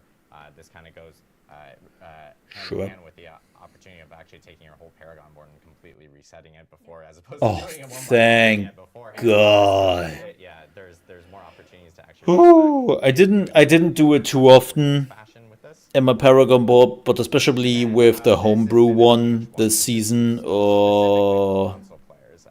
I probably get this question maybe like once every single day about gold trading. Obviously, more gold is in the Diablo 4 economy or ecosphere with season, especially since Season 2. And for console users, like oh yeah, I have what? very difficult. 100 million? Almost, it's you could be there for quite a while trying to trade a significant amount of Gold doesn't matter anymore. So the gold trading UI has been updated for console users, so they'll be able to actually trade gold without having to maybe spend 5 to 10 minutes doing so in one trade. So I know that is a big thing that players have been asking for, so we're happy that's actually being included. Or do I have 1 billion now? And then this one is also kind of I don't know calling back anymore. to, I'm rich. What Joe Shelley had brought up in a prior campfire chat, which was higher item scaling in World Tier 4. I think Yeah. he used a really good example of how World Bosses was kind of like, hey, you get 925 gear off of them, and at times it feels like maybe that's like the most optimized way of doing it, and it didn't feel very rewarding in other... It did not, because the item, like I have lower item levels still on my character, because it has the stats I want, and the difference between, oh, this has 45 strength, and 50 levels on top of that, item level wise, it has only 400, or not 45, but like 48 strength now. Like the 3 extra strength just doesn't matter. So nobody... Item scaling wasn't a thing. It didn't matter. And then this one is Ha. a point of feedback that we've gotten from a lot of Yeah. players, and this is something that I've only done this fight once. Within Season 2 last year. Things like the living steel buff based off the community feedback was really big, and so we're actually increasing. I've only done this fight once, because summoning items. So this kind of goes back to what finding the summoning items, where with the boss ladder there will be more options for players to kind of jump into those. So there will be additional summoning items for Beast and Ice, which will then, of course, help you eventually get to Uberdurial. And this goes hand in hand with some of the living steel buffs that we ended up doing in Season 2. but I have a lot for A Uberdurial. lot of quality of life updates, and there's additional ones that players will end up seeing within the patch notes that will be releasing tomorrow. So you should check out the patch notes. They'll be hitting on Diablo4.com. Specifically for all the details and all the items that even Adam Jackson was talking about earlier. Now we come to the part where I always mess up names, but actually before we do that, No, we're not talking about leaderboards.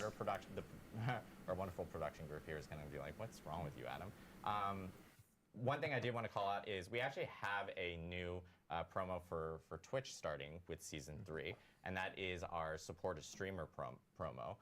We had the Support the streamer and get this ugly run-of-the-mill horse where they literally just put some painting under the eyes and that's it. Updates to allow for it to be just across the whole entire category. Any streamer that is streaming Diablo 4 happen to be watching them, you can either purchase a sub from them or. Wow. Wow. Can I just point out what you were getting in, let's say, Final Fantasy XIV when they did support a streamer and stuff? Like, you got some insane mount. People, like, were going out in droves. They literally just took the standard horse here, put some white painting under the eyes, and calling it a day. Man.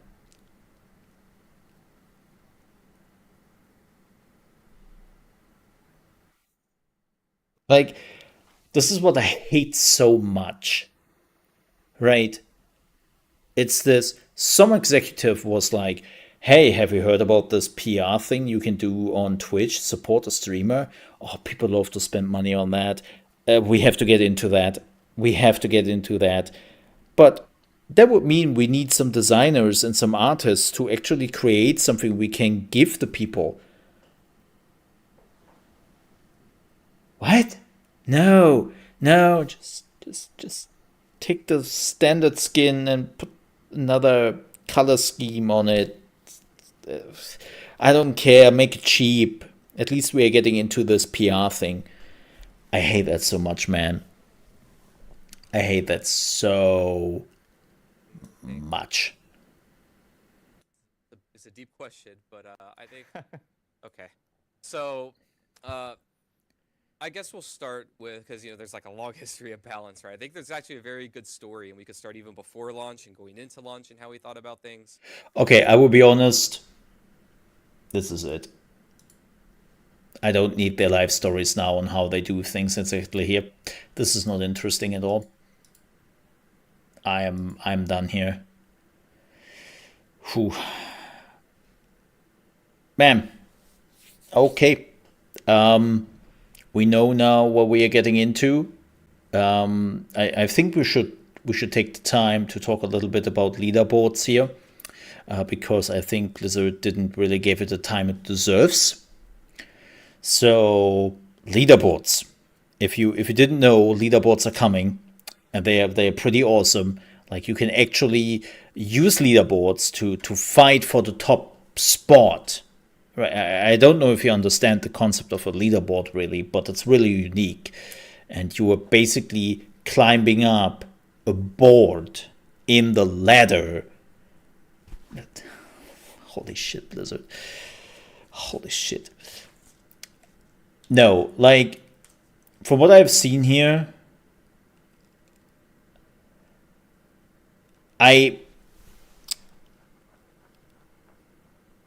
there's just not enough content, is my impression right now. And the dungeons must be really unique and changing quite a bit. Because it's the only thing they have. They have only those events which are happening, which are like, yeah, okay. Then they have the dungeons with traps, but there is nothing else coming really to the game. And the pet. I'm sorry. And the pet.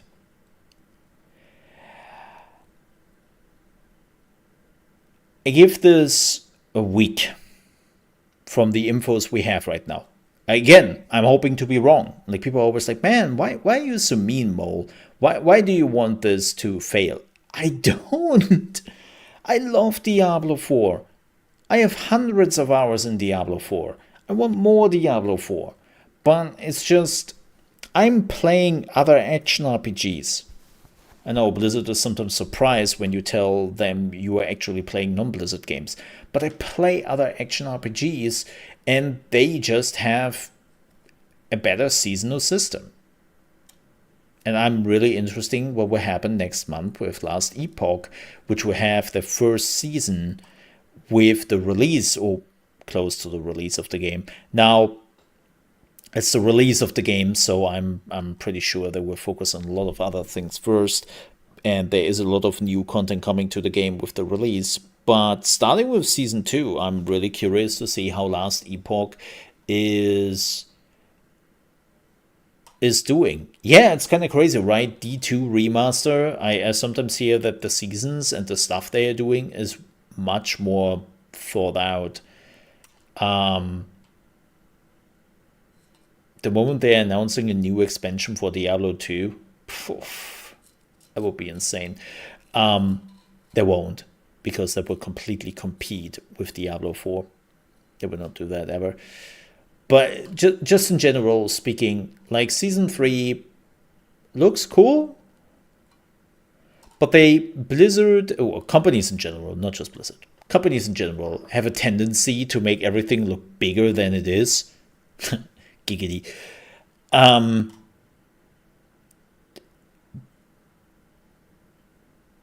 But the feeling I have right now is you are literally doing some word events, then you go into a dungeon, which for the first 10 times will be a disaster, then you figure out what you have to do, and then you are just run-of-the-mill running those dungeons plus the overworld events. Then you reach endgame, then you realize that you still have to do the nightmare dungeons no matter what. You're stopping to really utilize the season components, and you're going back to just doing your nightmare dungeons. That's the feeling I have right now. I hope I'm wrong. I want to be mistaken about that, but that's the feeling I get right now. And that's unfortunate. But with that said, we will wrap it up here. Keep in mind, folks, I will be back in 1.5 hours, or actually like an hour and 50 minutes on my ChaosMole Plays channel with the Xbox Developer Direct 2024. It's basically a Nintendo Direct, but Xbox.